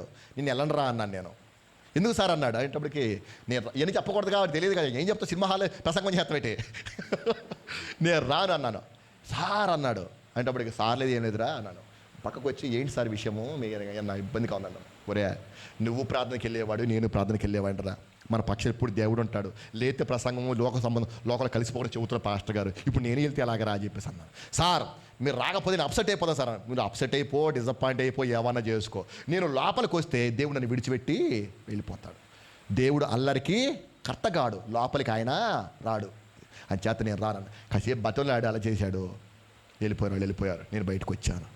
దేవునికి స్తోత్రం. అది ఎందుకని, నా పక్కన ఉండి దేవుడు ఆయన రాకుండా పోయి ఆయన లేకుండా మరి ఆయన విరోధం మనం ఏమీ కూడా చేయలేము, చేయకూడదు కూడా. అది ప్రియతప్పట్లు. ఎందుకంటే ఆయన మనకు గొప్ప భరోసా ఇచ్చాడు. నేను ఇమ్మానుయేలు దేవుడిని రబ్బాయ్, నీ పక్షాన ఉండి దేవుడను, నేను కాపాడు దేవుడను, నేను నీ వ్యాధుల్లో బాధల్లో ఇబ్బందులను దేవుడను రా అని చెప్తూ అంటున్నాడు. అటువంటి వాడిని విడిచిపెట్టబెట్టి ప్రియతని పెట్టారా, అది మన అర్థమవుతుందా. కుష్ఠరోగిని ప్రేమించిన దేవుడు అండి. లోకంలో గొప్ప రోగం ఏదంటే కుష్ఠరోగమే. ఆ కుష్ఠరోగినే పక్కన చెయ్యేసుకొని నేను నీకు తోడేనరా, ఆయనకేం బాధ లేదు అన్న దేవుడు అంటే మామూలు దేవుడు అంటే ప్రియదని పెట్టారా, తలుచుకుంటేనే గగురు పడుతుంటే ఒళ్ళు ప్రియదని పెట్టారా. దేవునికి స్తోత్రం చెప్పండి, మా దేవునికి స్తోత్రం. ఒకరోజు ఇంకో మాట చెప్తాను. అబ్రాము ఒక రోజున వచ్చాడట. అబ్రాము అనగానే చిత్తం ప్రభుని వచ్చాడట దేవుడు. వచ్చేస్తే ఏంటి అబ్రాము అలాగా మొహం నల్లగెట్టుకున్నావు ఏంటి నువ్వు అన్నాడట. ఏముందో ప్రభువా, పిలిచావు, వచ్చాను, సమస్తాన్ని ఇచ్చావు, కానీ కొడుకు మాత్రం ఇవ్వకపోతున్నా ఆయన. మరి రేపు పొద్దు నేను మా మనవడిని దత్త తీసుకుందాం అనుకుంటున్నాను. ఎవరిని? ఎలియాజర్ని. రేపు కార్యక్రమం పెట్టేస్తాను నేను అని చెప్పేసి అన్నాడు. ఎలియాజర్నే దత్త తీసుకుంటాను, ఎందుకనంటే నమ్మకమైన దాసుడు కుమారుడు అనబడును అన్నాడు. అది తీసుకుంటానయ్యా, మరి ఎందుకులే, మరి ఇంత ఆస్తుంది కదా అంటాడు. అప్పుడు దేవుడు అన్నాడు, ఇంగ్లీష్ ట్రాన్స్లేషన్ ఆ విధంగా ఉందంట. నేను ఆయన చెప్పగా, ఒక పాస్టర్ గారు చెప్పగా విన్నాను, గుడివాడ పాస్టర్ గారు చెప్పగా, నీ బహుమానము అత్యధిక మగునని రాయబడి తెలుగు బైబిల్లో. కానీ ఇంగ్లీష్ ట్రాన్స్లేషన్ ఎలా ఉందంటే నీ అత్యధిక బహుమానము నేనే అని ఉండాలట.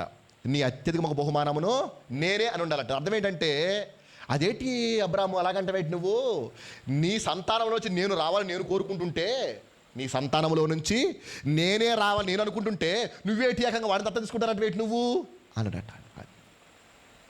ఎలాగంటారు? మత్తయి సువార్త 1:1 చదవక్కర్లేదు. అబ్రహాము కూడా కుమారుడగు దావీదు కుమారుడైన యేసుక్రీస్తు వంశావళి. దేవునికి స్తోత్రం. అది అంటే యేసుక్రీస్తు ఎవరు? అబ్రహాము కుమారుడు ప్రియదని పెట్టారు. అది అబ్రాము నీకే కాదు నీ సంతతి మొత్తానికి కూడా నేను ఎల్లప్పుడూ తోడే ఉంటానని చెప్పడం కోసమే ఏకంగా ఆయన వంశంలో పుట్టాడు ప్రియదని పెట్టారు దేవుడు. అబ్బా, అర్థమవుతున్నాను మీకు చెప్పింది. అది అంత గొప్ప దేవుడు ఎవరంటే ఆయన సంతతిలోని భరోసా ఇచ్చి అబ్రహామును భయపడబాకయ్యా, నీ సంతతిలో నేను వస్తాను అని చెప్పేసి అన్నాడు. ఇంకో చిన్న మాట చెప్తాను. దావీదుకి ఒకరోజు భయం పుట్టిందట. ఎందుకు భయం పుట్టిందంటే వయసు అయిపోతుంది ఆయనకి, వయసు అయిపోతుందండి.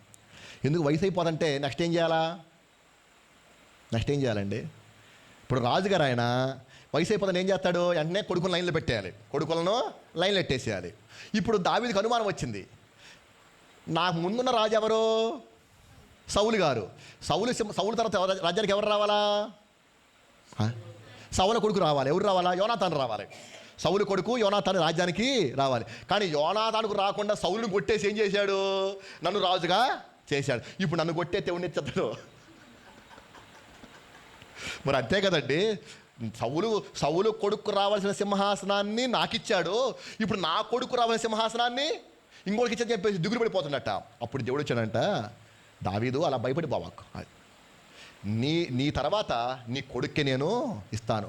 నీ కొడుకులకే కాదు, తరతరాలు నీ కొడుకులే సింహాసనం కూర్చోలాగా నేను నీకు తోడే ఉన్నాను. ఎలా సాధ్యం ప్రభువా?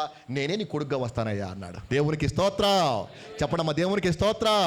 అందుకే అబ్రహాము కుమారుడు దావీదు కుమారుడు యేసుక్రీస్తు అది. సొలొమోను, రెహబాము, అబియా, ఆసా, యెహోషాపాతు, యెహోరాము, ఉజ్జియా, యోతాము, ఆహాజు, హిజ్కియా, యోషియా, యోకన్యా వరకు అయిపోయిందండి. యోకన్యా లాస్ట్ రాజు. అది 14 రాజులతోటి సమాప్తం అయిపోయింది. ఇశ్రాయేలు సామ్రాజ్యం అయిపోయింది. ఆ తర్వాత ప్రధాన యాజకులు వచ్చారు.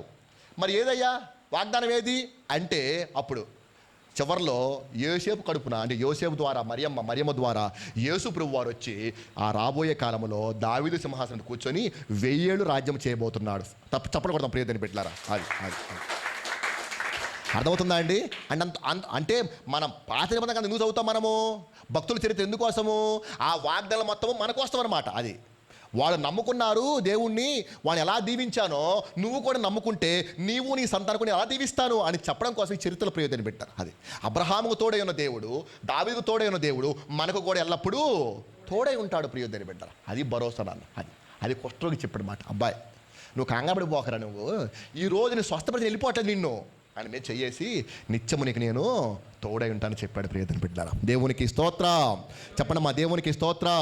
అంచేత దీనస్థితిలో కుష్ఠరోగికి దేవుడు కనికరం చూపి గొప్ప భరోసాను దయచేశాడు ప్రియతని బిడ్డలారా. అయితే కుష్ఠరోగిలో అతనికి కుష్ఠరోగం వచ్చింది. ఇప్పుడు మనలో కూడా మనకి చాలామంది కుష్ఠరోగం ఉంది. అది మనలో కూడా చాలామందికి కుష్ఠరోగం ఉంది. మనలో ఎక్కడ కుష్ఠ ఉందండి? ఏమా కథ? ఆ మాటలు నేను జ్ఞాపకం చేస్తాను ప్రియతని బిడ్డలారా. యేసు రాజుగా వచ్చుచున్నాడు, భూలోకమంతా తెలుసుకుంటాడు. పండమా యేసు రాజుగా వచ్చుచున్నాడు, భూలోకమంతా తెలుసుకుంటారు. రవి కోటి తేజుడు, రమ్యమైన దేవుడు. పడే రవి కోటి తేజుడు, రమ్యమైన దేవుడు రారాజుగా వచ్చుచున్నాడు.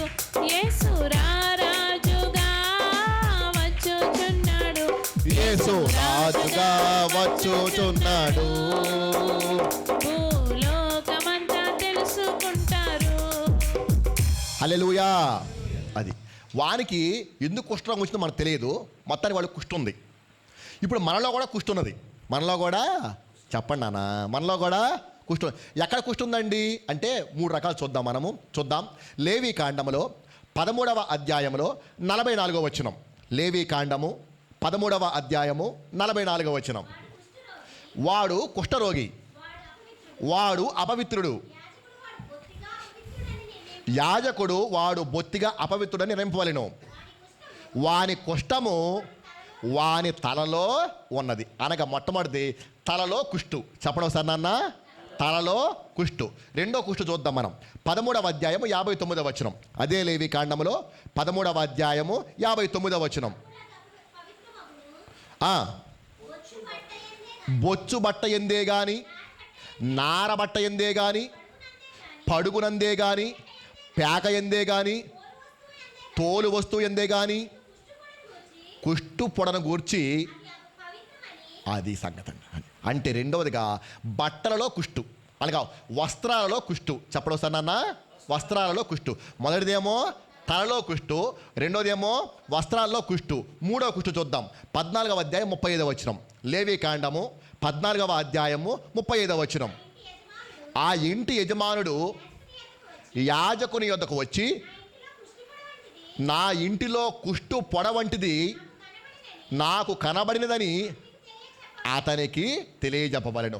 మూడవదిగా ఇంట్లో కుష్టు. చెప్పడం సార్ నాన్న, ఇంట్లో కుష్టు. తలలో కుష్టు, వస్త్రాల్లో కుష్టు, తర్వాత ఇంట్లో కుష్టు ఉందో ప్రయోజనం పెట్టారు. అది సంగతి. నా మాట మీకు అర్థమైనా నాన్న? ఎక్కడ కుష్టు మనకి ఎక్కడే ఉందంటారా? మొట్టమొదటేమో తలలో కుష్టు, రెండోదేమో వస్త్రాల్లో కుష్టు, ఈసారి ఏకంగా ఇంట్లోనే కుష్టు ఉందంట ప్రియతని పెట్టినారా. ఏంటి దాని యొక్క వ్యవహారం ఏంటి మనం జ్ఞాపకం చేద్దాం. దేవుడు నాకు ఇచ్చిన జ్ఞానం చొప్పున పైపే మాటలు చెప్తాను ప్రియతని పెట్టినారు. మొదటిగా తలలో కుష్టు గురించి జ్ఞాపకం చేద్దాం. ఇశ్రాయేల్ సామ్రాజ్యానికి అనగా యోధా రాజ్యానికి గొప్ప రాజుల్లో ఒక రాజు ఎవరంటే ఉజ్జియా గారు. ఎవరు నాన్న? ఉజ్జియా గారు. మీకు తెలుసు ఆ విషయం. ఉజ్జియా 16 సంవత్సరాలకే రాజ్యానికి వచ్చి 52 ఏళ్ల పాటు ఏకచక్రాధిపత్యంగా పరిపాలించిన రాజు. మామూలుగా దేవుని దృష్టిలో 40 ఏళ్ళు పరిపాలన చేస్తే గొప్ప రాజు లెక్క. ఎన్నేళ్ళు పరిపాలన చేస్తే 40 ఏళ్ళు పరిపాలన చేస్తే మొనగాడి కింద లెక్క అనమాట. అటువంటిది ఉజ్జియా ఏకంగా 52 సంవత్సరాల పాటు ఏకదాగిగా ఏలాడు ప్రియతని బిడ్డ. సరే, అతని వయసు అయిపోయిన తర్వాత చివరాంతంలో ఏం జరిగిందంటే ఒక ఆలోచన కలిగింది. ఏం ఆలోచన? మనస్సును గర్వించి చెడిపోయాను అని రాయబడింది. ఏం రాయబడింది నాన్న? చూడండి, 2వ దినవృత్తాంతములు 26వ అధ్యాయం 16వ వచనం. ఆ మాట మనకు కావాలి. 2వ దినవృత్తాంతాలు 26వ అధ్యాయము 16వ వచనం. అయితే అతడు స్థిరపడిన తరువాత అతడు మనస్సును గర్వించి చెడిపోయిన. చాలు నాన్న, అది ఏం రాయబడింది? అతడు స్థిరపడిన తరువాత ఏమైపోయింది? మనస్సును గర్వించి చెడిపోయాడట. అతనికి వచ్చిన ఆలోచన ఏంటంటే, మామూలుగా మందిరములో అతి పరిశుద్ధ స్థలములో ధూపం ఎవరు వేయాలా? యాజకులు వేయాలి. కానీ యాజకుల పక్కన ఉంచుకొని మనవాడు వేయాల ఆలోచన కలిగింది. ఎందుకు కలిగింది అంటే, ఐగుప్తు రాజులు పండుగ సమయాల్లో యాజకులకు బదులుగా ఈ రాజులే ధూపం వేసేవాళ్ళట. అది అర్థమవుతుందని చెప్పింది నేను. ఐగుప్తు రాజులు ఏం చేసేవాళ్ళట?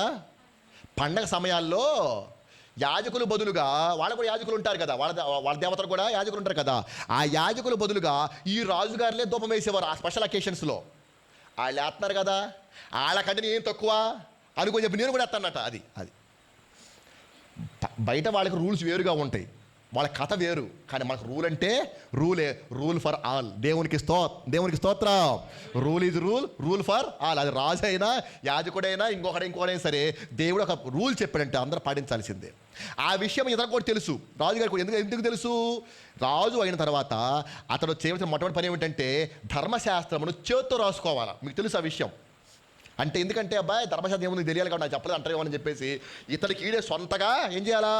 రాజుగారు రాసుకోవాలి ధర్మశాస్త్రాన్ని. అది అంచేది ఇటువంటి పనులు చేస్తారని చెప్పేసి ఆనాడు ఐగుప్తు రాజులు చేస్తారు కదా, వారిని ఎందుకు తక్కువ అని చెప్పేసి యాజకీయాన్ని రాజకీయాన్ని 2 ముడిపెట్టేసేసి ధూపం వేయటానికి లోపలికి వెళ్ళిపోయాడు. దేవుడు వెంటనే ఏం చేశాడంటే తలలో కుష్టి పెట్టేశాడు. ఏం చేశాడు అన్న? అతను ముతుగానే నుదుట కుష్ఠరోగం వచ్చింది.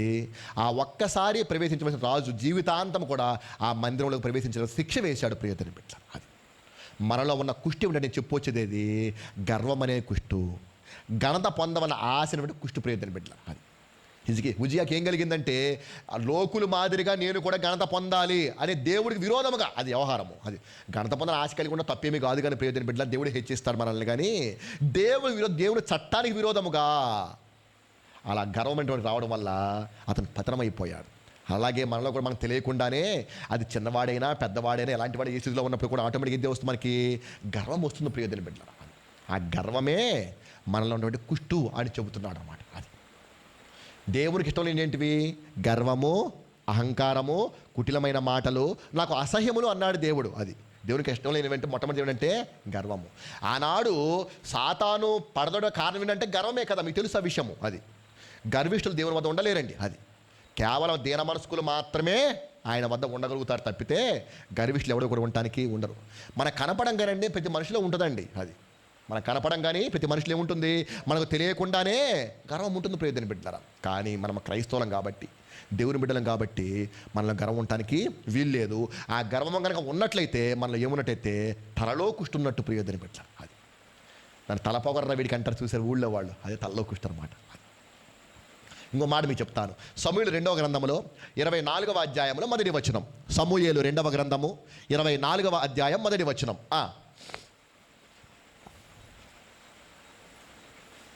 త్వరగా నాన్న.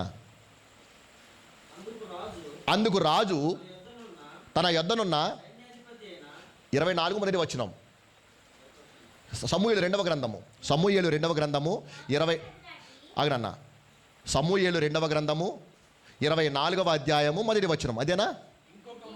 అది ఇంకొక మారు యెహోవా కోపము ఇశ్రాయేలు మీద రగులు కొనగా ఆయన దావీదును వారి మీదికి ప్రేరేపణ చేసి నీవు పోయి ఇశ్రాయేలు వారిని యోధా వారిని లెక్కించుమని అతనికి ఆజ్ఞ ఇచ్చాను. అది ఒకసారి అంటే ఏం జరిగిందట, ఇశ్రాయేలు వారి మీద యోధా వారి మీద దేవుని కోపం వచ్చిందట. కోపం వచ్చేసి దావీదును ప్రేరేపిస్తే దావీదు ఏం చేశాడు, నా దేశంలో యోధా వారు ఎంతమంది ఉన్నారో, ఇశ్రాయేల్ వారు ఎంతమంది ఉన్నారో, యెరూషలేము వారు ఎంతమంది ఉన్నారో లెక్కేసి రాపో అని చెప్పేసి యోవాబును పంపించారట. అది ఏమండి, రాజుగారు జనసంఖ్య లెక్కించడం తప్ప తప్ప? ఇప్పుడు ప్రతి సంవత్సరం ఒకసారి, ప్రతి 10 ఏళ్ళకి ఒకసారి ఏం చేస్తారు, జనాభా లెక్కలు తీస్తారు కదా. మరి రాజుగారికి తెలియద్దా లెక్కించుకోవడం తప్పటండి అదేమన్నా? కానీ దేవుడు అలా లెక్కించేందుకు ఏం చేశాడు, 3 శిక్షలు పెట్టి వచ్చాడు. 3 రోజులు దోత వచ్చి సంపాలన, 3 నెలలు కరువు కావాలన్నా, తెగులు కావాలని చెప్పేసి శాపం పెట్టి స్థితులు ధర్మాలని చెప్పాడు కదా. అది లెక్కించడం తప్పటండి? లెక్కించడం తప్పంటేని తప్పు కాదు కదా. కానీ లెక్కించడానికి ఒక ప్రాసెస్ ఉంది. ఏమిటి ఆ ప్రాసెస్? నిర్గమాకాండంలో 30వ అధ్యాయంలో 11-12 వచనాలు. నిర్గమాకాండము 30వ అధ్యాయము 11-12 వచనాలు. నీవు ఇశ్రాయేలీయులను లెక్కింపవలెను, వారు లెక్కింపబడు వేళకు ప్రతివాడు యెహోవాకు తన ప్రాణ పరిక్రయ ధనమును ఇచ్చుకొనవలెను. అలాగు చేసిన ఎడల నీకు వారిని లెక్కించినప్పుడు వారిలో ఏ తెగులునో అది సంగతి. ఏం చేయాలా? జనాభా లెక్కలు వేసుకున్నప్పుడు ప్రతి వారికి ఏం చేయాలా? ఒక కానుకుందనమాట. 6 తులము షెకెలు 6 తులము వెండి చట్టం పెట్టాడు. దాని ప్రాణ పరిక్రయ ధనము అన్నారు. అది ఆ ప్రాణ పరిక్రయ ధనాన్ని ఇచ్చుకొని ఏం చేయాలా? లెక్కేసుకోవాలా. కానీ మనోడు ఏం చేశాడు? గర్వించి నా దేశం ఎంతమంది ఉన్నారా, ఇంతమందికి నేను రాజుగా ఉన్నానని చెప్పేసి గర్వించి లెక్కేసి రాపో అని చెప్పేసి అన్నాడు. పోనీ యోబు చెప్పాడు, అబ్బాయి అయ్యా, ఇంత జనాంగాన్ని ఏలటానికి, ఇంత సైన్యం రావడానికి దేవుడి గారి కారకుడు, నీ ఘనత ఏమన్నా, నీ పరిస్థితి ఏమిటి, నీ కథ ఏమిటి, నువ్వు ఎక్కడుండేటోడు వాడో దేవుడి ఎక్కడ దృష్టి పెట్టాడని చెప్పేసి చిలక్క చెప్పాడు అప్పుడు దేవుడికి యోవాబు దావీదుకి. కానీ మనోడు విన్నాడా? గర్వించి లెక్కేసుకున్నాడు, తెగులు తెప్పించుకున్నాడు. అర్థమవుతున్నా? కాబట్టి దేవుడు చెప్పే పద్ధతిలో మనం వెళ్ళాలి ముందు. లేదంటే గర్వించి మనం ముందుకు వెళ్ళిపోయినట్టు మనము అదే మన తలలో ఉన్నట్టే కుష్టు ప్రియోదని పెట్టి అదనమాట. జ్ఞాపకం చేసుకోండి. మనకు తెలియకుండా ఒక్కోసారి మనలో ప్రవేశించే అవకాశం ఉంది కాబట్టి దాన్ని మనము రాకుండా చూసుకుందుము గాక. దేవునికి స్తోత్రం. అది మొదటి కుష్టు. రెండవదిగా వస్త్రాల్లో కుష్టు. ఏంటంటారు నాన్న? వస్త్రాల్లో కుష్టు. మీకు తెలిసిన మాటలేండి ఇవన్నీ కూడాను. నయమానికి కుష్ఠరోగం వచ్చింది. ఏమొచ్చింది? కుష్టు ఆల్రెడీ ఉంది అతనికి. అది నయమాన కుష్టు ఆల్రెడీ ఉంది. అతను మహాసైన్యాధ్యక్షుడు. ఏం ఉపయోగం? రోగం ఉంది కదా. అది బయటేమో పల్లకీల మోత, ఇంట్లోనేమో ఈగల మోత అన్నట్టుగా అయిపోయింది.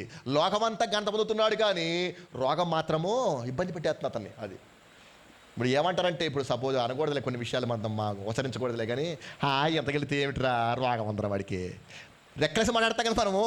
అది మనం ఏదో లోపం కనపడితే మనకి చెలరైపోతాం మనం అనమాటను. అన్నుంటే వాడికి అది. ఇప్పుడు వాడు బాగా సంపాదించనుకోండి, పెళ్లి చేసుకున్నది అనుకోండి, ఏమంటా ఆడికేం పిల్లలా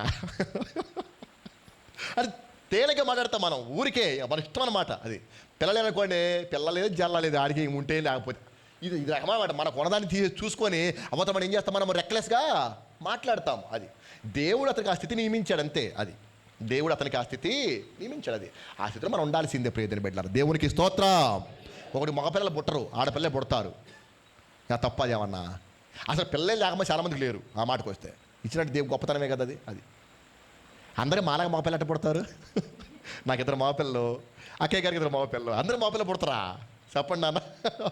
అది దేవుని యొక్క స్థితి. మరి మాకు ఇచ్చిన ఆ ధన్యత అనుకుంటాం మేము, అంతవరకు ధన్యత అనుకుంటున్నాం మేము. అది అలాగే ఆడపిల్ల తక్కువ అవుతారా? లేదు. కానీ మనం తిరస్కారంగా మాట్లాడదాం మనం. అది అది మా పిల్లలు లేరురా, అది అయితే చచ్చిపోతామేమన్నా. దేవునికి స్తోత్రం.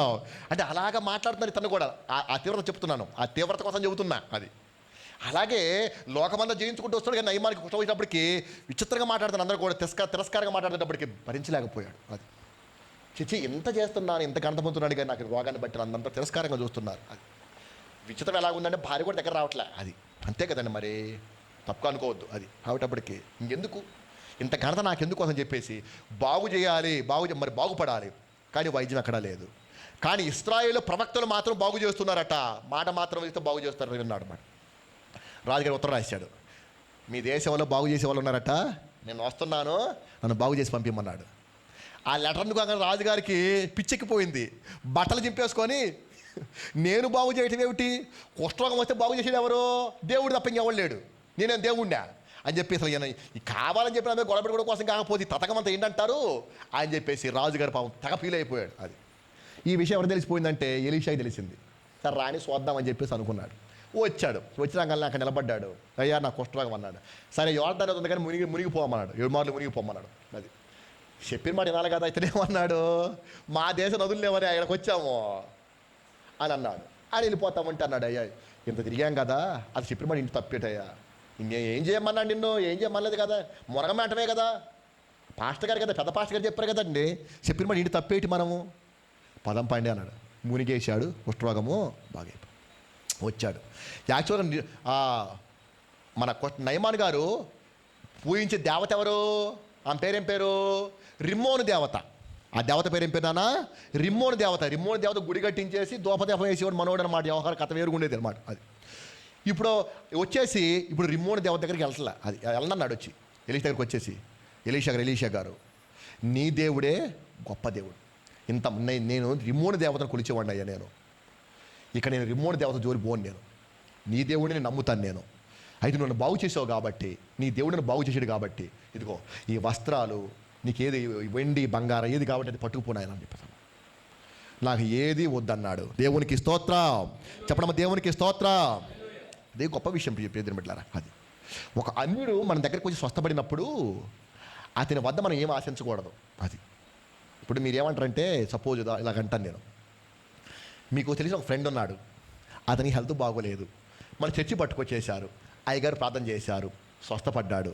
ఇప్పుడు మీరు ఇంటికి పోయి ఏమనకూడదు, మనం ఏమంటామంటే బాగుపడ్డావు కాబట్టి చర్చిలోకి వచ్చి సాక్ష్యం చెప్పు, కానుకేసేయి, అలాగే ఇలా అనకూడదు ప్రియమైన బిడ్డల. అది అతను మారు మనసు పొందిన తర్వాత అతను మనం చర్చుకున్నప్పుడు అది ఎంతైనా సహాయం చేయొచ్చు. అలా కాకుండా మీరే వెళ్ళిపోయి ప్రేరేపించారనుకోండి, అతను అనుకుంటాడు మా దేవుడు లాగానే ఏడ దేవుడు కూడా లంచగుండేనా అనుకుంటాడు. అది ఇప్పుడు మన ఎక్కడికి పోతారంటే తిరుపతి ఉంది కదా, తిరుపతికి వెళ్ళిపోయి దొంగ అంటారట, ఈరోజు దొంగతనానికి పోతున్నాడు, వచ్చి నీకు సగం నాకు పోతారట. దొంగతనానికి పోయి కూడా నీకు వస్తే ఈరోజు దొంగత బాగా దొరికితే నీకు సగము నాకు సగమా, అది అవసరం ఆకట వేరు. మన దేవుడు అలాంటి వాడు కాదు. దేవునికి స్తోత్రం. అది మధ్యాహ్నం విస్తారంగా ఆడుకున్నాం మనం కయ్యని హేబెల్ గురించి. అది ఆశించేవాడు కానీ, హృదయాన్ని ఆశించేవాడే కానీ దీన్ని ఆశించేవాడు కాదు ఆయన. అయితే నీ ప్రేమ చూపిస్తే మాత్రం ఎంతైనా అది కావచ్చు. అది అర్థమవుతున్నా. అది 5 రూపాయలు ఇచ్చేవాడు 500 ఇవ్వచ్చు, 500 ఇచ్చేవాడు 5000 ఇవ్వచ్చు. అది ప్రేమ నీకు దేవుని కూడా సంబంధం అటువంటిది. అది నాకేమెవరో అయ్యగారికి ఏమెవరో ప్రయోజనం పెట్టారు, మీరు ఇచ్చేది దేవునికి. అది దేవుడు మమ్మల్ని పోషిస్తున్నాడు అంతవరకు. అర్థమవుతుంది కదా మీకు. దేవునికి స్తోత్రం. అందువల్ల అబ్బాయి నీకు మొత్తం ఇచ్చేస్తానంటే అన్నాడు పాస్టర్ గారు, అన్నాడు ఏముంది నాకు వద్దయ్యా, ఎందుకంటే నా దేవుడు సహాయాన్ని ఆశించి చేసేవాడు కాదు. అది నువ్వు నమ్ముకున్నా అంటున్నావు కదా, గదే నాకు చాలు, వెళ్ళిపో, వద్దు నాకు వద్దు అని వెళ్ళిపోమ్మను. ఇది మనోడు పక్కన నిన్నాడు, ఎవరో గ్యాహజ్ అనమాట. అక్కడ అడిగితే మామూలుగా తన్నాడు ఎలీషా, నేను వద్ద నువ్వు తీసుకుంటావని చెప్పేసి తంతాడు పట్టుకొని అని చెప్తా. దూరంగా వెళ్ళిపోయినప్పుడు పనులు వెళ్ళిపోయి మా గురువుగారు ఇప్పుడు మనసు మార్చుకున్నాడు, ఇచ్చేయమన్నాడు. అది అవి పట్టుకొచ్చుకొని అయ్యగారు అటు తిరుగుంటే ఇటు వెళ్ళిపోతాడు మనోడు, లాల్ పెట్టేస్తాడనమాట. అక్కడ సీన్ అలాగే ఉంటుంది, మనం చదివితే అలాగే ఉంటుంది అనమాట. అది అటు తిరిగి అన్నాడు, అబ్బాయి ఎక్కడికి వెళ్ళి వచ్చేవారు నువ్వు అన్నాడు. ఎక్కడికి వెళ్ళారంటే బయట ఉన్నాను అన్నాడు. నీవు నయమాన్ దగ్గరికి వెళ్ళిపోయి ఆ వస్త్రాలను ఆ బంగారం తెచ్చుకున్నప్పుడు నా మనసు నీతో కూడా రాలేదా? కుష్ఠరోగం విడిచిపోయింది, ఆ వస్త్రం ఆశపడ్డావు కాబట్టి ఇదిగో ఆ కుష్ఠరోగం నీకు నీ సంతతికి వచ్చును గాక అన్నాడండి. అంటే నేను చెప్పేది ఏంటంటే గేహాజికి ఎక్కడ ఉంది కుష్టు, వస్త్రాల్లో కుష్టు ఉంది ప్రియదని పెట్ట. అది అంటే దురాశకు పోయాడు. అది గేహాజీ కూడా కుష్టి ఏమిటంటే దురాశ. అది ఆశ వేరు, దురాశ వేరు ప్రయోజనం పెట్టారు. ఆశ అంటే మనకు కావాలనుకోవడం ఏంటంటే ఆశ, పక్కోడు కూడా కావాలనుకోవటము దురాశ, దేవుడు వద్దన్నది కావాలనుకోవడము దురాశ. అది జ్ఞాపకం పెట్టుకోవాలి నాన్న. అది మనకు దేవుడు ఏదైతే వద్దంటాడో అది మనం కావాలనుకోవడం ఏంటన్నది దురాశ ప్రయోజనం పెట్టారు. అది మన స్థితికి మించింది ఎప్పుడు కూడా మన కోరిక దేవుడితో తీసుకోవాలి తప్ప. అది మన స్థితికి మించింది మనం కావాలనుకోవడము దురాశ, దాని వల్లనే నానా రకాలైన ఇబ్బంది పడాల్సి వస్తుంది మన కుటుంబంలో కూడా. ప్రయోజనం పెట్టారా, దేవుడు ఇస్తే అనుభవించు. అది అయ్యగారు మొదట ఏం చెప్పారు, కాలినడుకొని వచ్చారు, ఆ తర్వాత ఒక సైకిల్, ఆ తర్వాత బండి కొనుక్కున్నారు. ఈ రోజున దేవుడికి కారు ఇచ్చాడు, దేవునికి స్తోత్రం. అది ఆ రోజున కారు కొనుక్కుంటే ఈ పాటికి అప్పులు పాలైపోయి సేవ మానేసి వెళ్ళిపోను. అవునా కాదక్క? అది స్థితి పెరిగింది కాబట్టి దేవుడు మా సహాయం చేస్తున్నాడు కాబట్టి అవి తాకటెట్టారో ఇవి తాకటెట్టారో దేవుడు ఇచ్చాడు కాబట్టి పెట్టుకున్నారు. అది స్టార్టింగ్లో నాకు 7 సంఘాలు ఉన్నాయని చెప్పేసి కారు కొనేస్తే అప్పులు పాలైపోయి సేవ మానేసి వెళ్ళిపోవాల్సిన పరిస్థితి వచ్చేది ప్రయోజనం పెట్ట. అది అలాగే నీ స్థితి కూడా నాన్న పెరిగినప్పుడు దేవుడు అన్నీ ఇస్తాడు. అది ఒక భక్తుడు ఇలాగ అన్నాడు, కొంచెం ఎటకారం కనిపించేది నిజమే. దేవుడికి హెలికాప్టర్ కావాలి, హెలికాప్టర్ ఇచ్చేస్తాడు, కానీ పెట్టుకోవడానికి స్థలం ఉండాలిగా. అంతే కదా అయ్య గారు, తీసుకొచ్చి ఏం చేసుకుంటావు, నీ నెత్తి పెట్టుకుంటావా? నిజంగా ఇస్తాడు. అవసరమైతే కేఏపాలకి ఇచ్చాడు కదా దేవుడు, అది ఇచ్చాడు. కాకపోతే పాడు యొక్క వేరే విషయం. అది ఎవరికైనా ఇస్తాడు, ఎంతైనా దీవిస్తాడు మన దేవుడు. దేవునికి స్తోత్రం చెప్పడం, దేవునికి స్తోత్రం. నీ స్థితి ఎంతవరకో నీకు ఎంత కావాలో దేవునికి తెలుసు కాబట్టి దేవుడు ఖచ్చితంగా దేవుడు దయచేస్తాడు. కానీ ఆయన ఇవ్వాలనుకున్న దానికంటే ఎక్కువ ఆశిస్తే మాత్రం ఏమవుతుందంటే దురాశ ప్రియతను పెట్టాలి. దురాశ గర్భము ధరించి పాపమును కనగా పాపం పరిపక్వమై మన అంటే సకల పాపాలకు మూలం ఏమిటి? దురాశ. అది ఏడు దురాశ. రోమాపత్రిక 7వ అధ్యాయం 7వ వచనం, అక్కర్లేదు కానీ ఊరికి ఒక మాట. రోమాపత్రిక 7వ అధ్యాయం 7వ వచనం చదవండి నాన్న. రోమాపత్రికలో 7వ అధ్యాయం 7వ వచనం.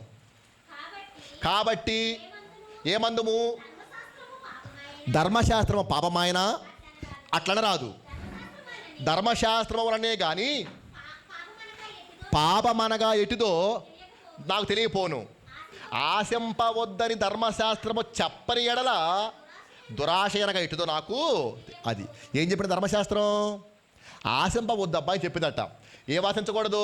నీ పొరుగువాని భార్యను ఆశింపకూడదు, నీ పొరుగువాని ఇంటిని ఆశింపకూడదు, నీ పొరుగువాని ఎద్దునైనను గాడిదనైనను దాసినైనను దాసునైనను నీ పొరుగువాని దగ్గర దేనినైనా నీవు ఆశింపకూడదు అని ధర్మశాస్త్రం చెప్పిందట.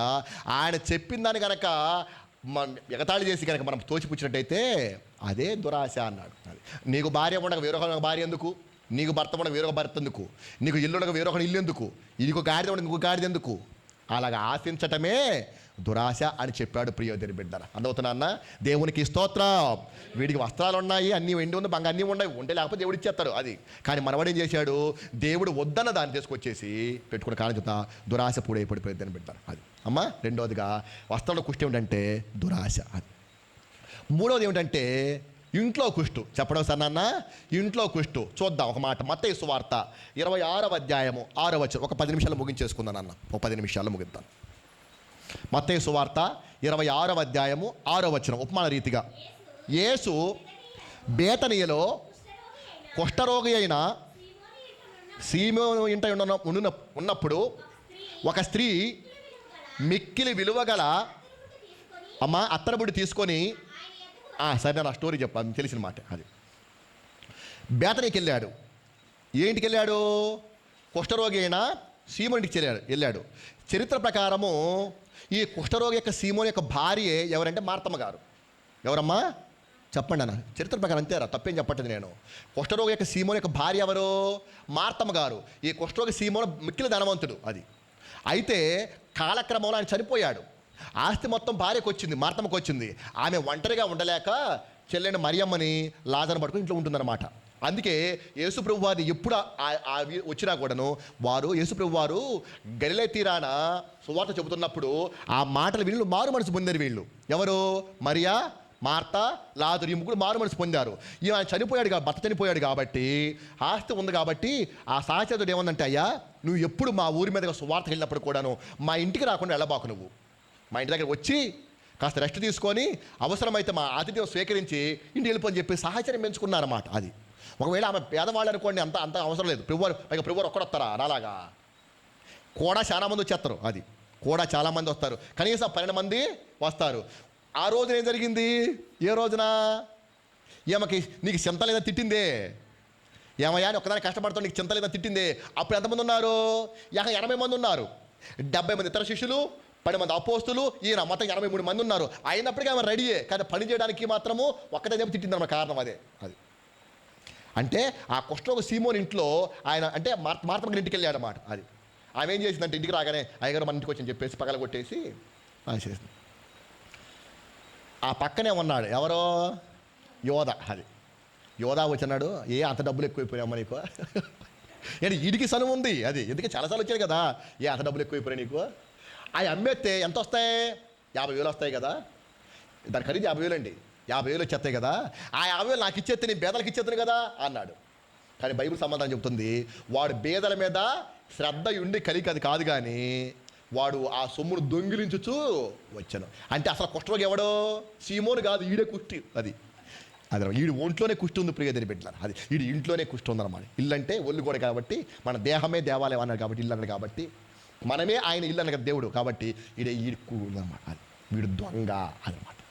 ఈడే ఆధ్యాత్మిక కుష్ఠరోగి అనక దేవుని పనిలో దొంగగా ఉండేటువంటి వాడు, దేవుని పని చేయడానికి వెనక్కి తీయువాడు, మనసు సరిగ్గా లేనివాడు ఎవడంటే యోధాగాడు ప్రియదని పెట్టాల. అదే వాడి తలలో ఉన్నట్టు కుష్ఠం అన్నమాట. దేవదత్తల మీటింగ్ అయితే సాతాన కూడా వచ్చినట్ట. అంతమంది దేవదత్త అయిపోతాడు. నిజంగా అయిపోతాడా? కాదు. కొంతమంది దొంగ పురుగులు ఉంటారన్నమాట. అది వెనుక తీస్తూ ఉంటారు ప్రియదని బిడ్డలారా. అదే తలలో ఉన్నటువంటి కుష్టు. దేవుని పని చేయడం కోసం ఆటంకపరిచేవాడు ఎవరంటే ఇంట్లో కుష్టు కలిగిన వాడు చేయకపోగా అనేకులను చేయకపోవడం అనమాట. అది ఆమె చేస్తా ఉంటే ఏం చేశాడు? అడ్డం పెట్టేశాడు ప్రియదని బిడ్డలారా. అది అంటే పాఠం చెప్పుకుంటూ వెళ్ళిపోతున్నాను లేండి, మాలో చెప్తున్న ప్రియదని బిడ్డలారా. అదే తలలో ఉన్నటువంటి కుష్టు. ఒకటేమో గర్వము, నీంట్లో అయ్యండి. తలలో ఉన్న కుష్టేమో గర్వము, వస్త్రంలో కుష్టేమో దురాశ, మూడోదేమో ఈ ఇంట్లో ఉన్న కుష్టేమో దేవుని పనికి ముందుకు రాకపోవటము, దొంగల వెనక నిలబడిపోవటం ప్రియదని బిడ్డలారా. ఈ 3 కుష్టులు మనలో ఉన్నాయేమో జ్ఞాపకం చేసుకోమంటున్నాడు ప్రియదని బిడ్డలారా. అయితే ఇప్పుడు ఏం చేయాలంటే ఒక మాట చెబుతాను. ఇందాక ముగించేస్తాను, ఒక 5 నిమిషాలు ముగిస్తాను. 3 విషయాలు చెప్పాము. కుష్ఠరోగి వచ్చినప్పుడు ఏం చేయాలి? అతను మొట్టమొదట బట్టలు చింపేసుకోవాలి, తలవెర పోసుకోవాలి, అపవిత్రుడని ఊరి మీద పడి అరవాలి. అది ఇప్పుడు నీ తలలో కుష్టి ఉంది కాబట్టి నువ్వు తలవెర పోసుకో, అనగా ఉపవాసం ఉండి ప్రార్థన చెయ్యి, దేవునికి స్తోత్రం. అది నీ బట్టల్లో కుష్టి ఉంది కాబట్టి నీ బట్టలు చింపేసుకో అన్నాడు. బైబిల్ సమాధానం చెప్తుంది, నీ బట్టలు కాక నీ హృదయమును చింపేసుకోమని చెప్పేసి అన్నాడు. మూడవదిగా అక్కడేం చెప్పాడు? నీ ఇంట్లో కుష్టి కాబట్టి నువ్వు అపవిత్రుడని ఒప్పుకో అన్నాడు. ప్రియతను పెట్టాడు. అనగా పశ్చాత్తాపడమన్నాడు. అది ఉపవాసం ఉండమన్నాడు. తర్వాత దీన మనసు కలిగి ఉండమన్నాడు. మూడవదిగా పశ్చాత్తాపడినట్టయితే దేవుడు నిన్ను కనికరించి ఎల్లప్పుడూ నీకు తోడై ఉంటాడు. దేవునికి స్తోత్రం. చెప్పండమ్మా, దేవునికి స్తోత్రం.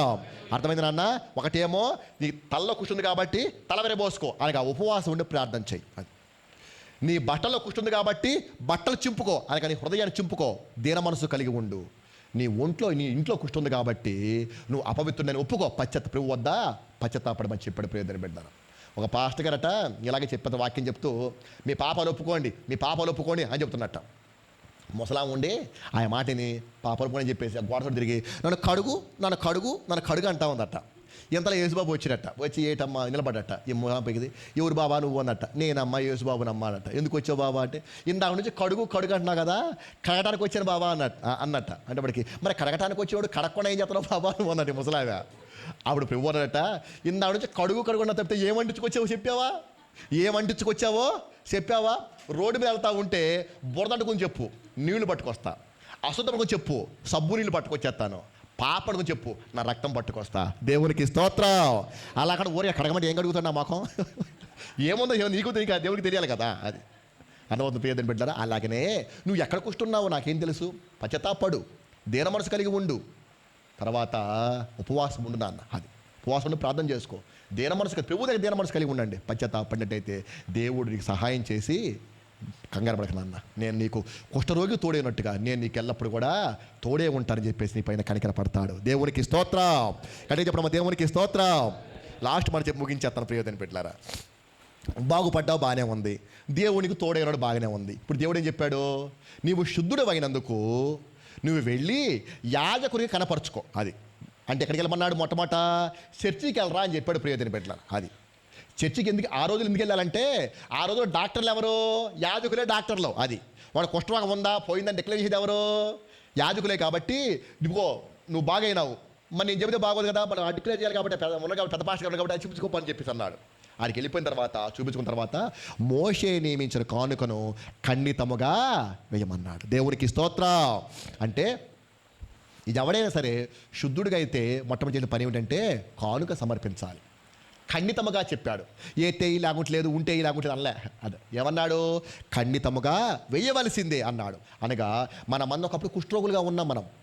మన తలలో గర్వం చేత, వస్త్రాల కుష్టు చేత లోక సంబంధంగా తిరిగిపోయి వస్త్రాల కుష్టు అని చెప్పాను. వస్త్రాల కుష్టు అంటే ఎవరికి ఉంది? నయమానికి ఉంది. వస్త్రాల కుష్టు మొట్టమొదటి ఎవరికి ఉంది? నయమానికి ఉంది. నయమాన్ ఏం చేసేవాడు? రిమ్మోడు దేవతను ఆరాధించేవాడు. ఒకప్పుడు మనం కూడా ఇతర దేవతలు ఆరాధించేవాళ్ళం. అదే మన బట్టలలో కుష్టు ప్రియోజనం పెట్టారు. ఆ పాయింట్ మర్చిపోయారు అక్కడే. అది అక్కడి నుంచి దేవుడు బయట తీసుకొచ్చాడు మనల్ని. విగ్రహారాధన మనల్ని ఏం చేశాడు?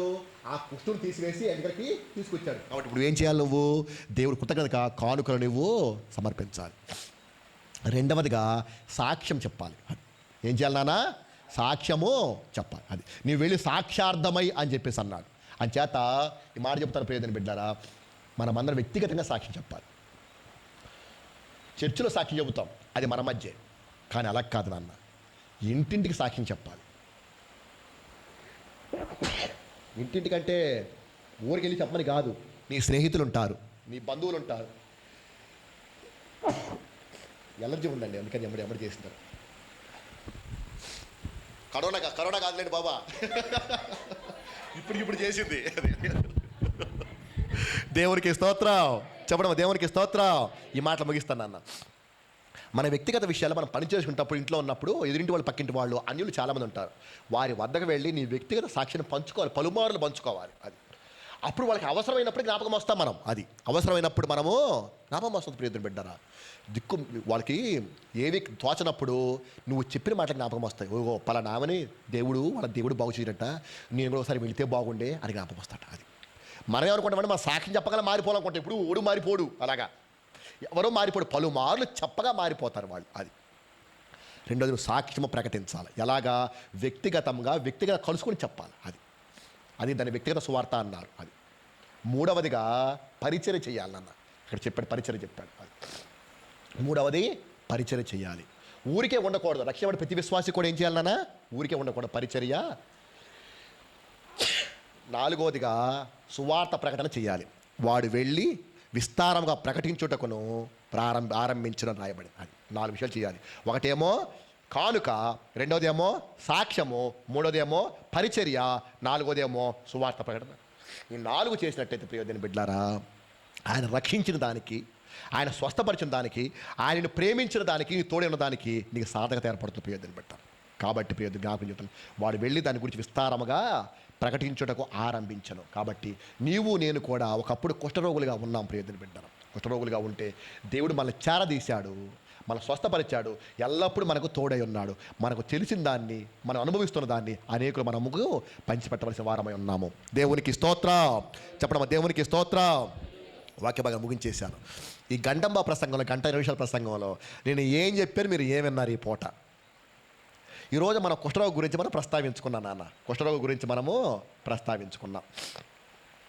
కుష్ఠరోగం వచ్చినట్టయితే అది ఒకడు పాపము చేయగా దేవుడు విధించే శిక్ష అని మనం జ్ఞాపకం చేసుకున్నాం. ఈ కుష్ఠరోగం వస్తే అతడు దేవుడే అతని ముఖం మీద ఉమ్మి వేసినట్లు అని కూడా నేర్చుకున్నాము.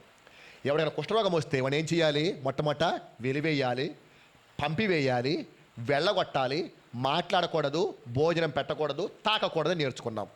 అంతేకాకుండా అతడు బట్టలు చింపుకోవాలి, తలవిరబోసుకోవాలి, పై పెదవ కప్పుకొని నేను అపవిత్రుని ఊరు మొత్తము తిరగాలి. ఈ విధంగా దీనస్థితిలో ఉన్నవాడు ఒకరోజు యేసుప్రభువు వారు కొండ మీద ప్రసంగం చేసి దిగొస్తూ ఉంటే ఆ మాటలు విని ధైర్యం తెచ్చుకొని ఈయన ఒక్కడే నాకు సమర్థుడు అని జ్ఞాపకం చేసుకొని మోకాళ్ళ మీద కూర్చొని బతిమలాడుకున్నారు.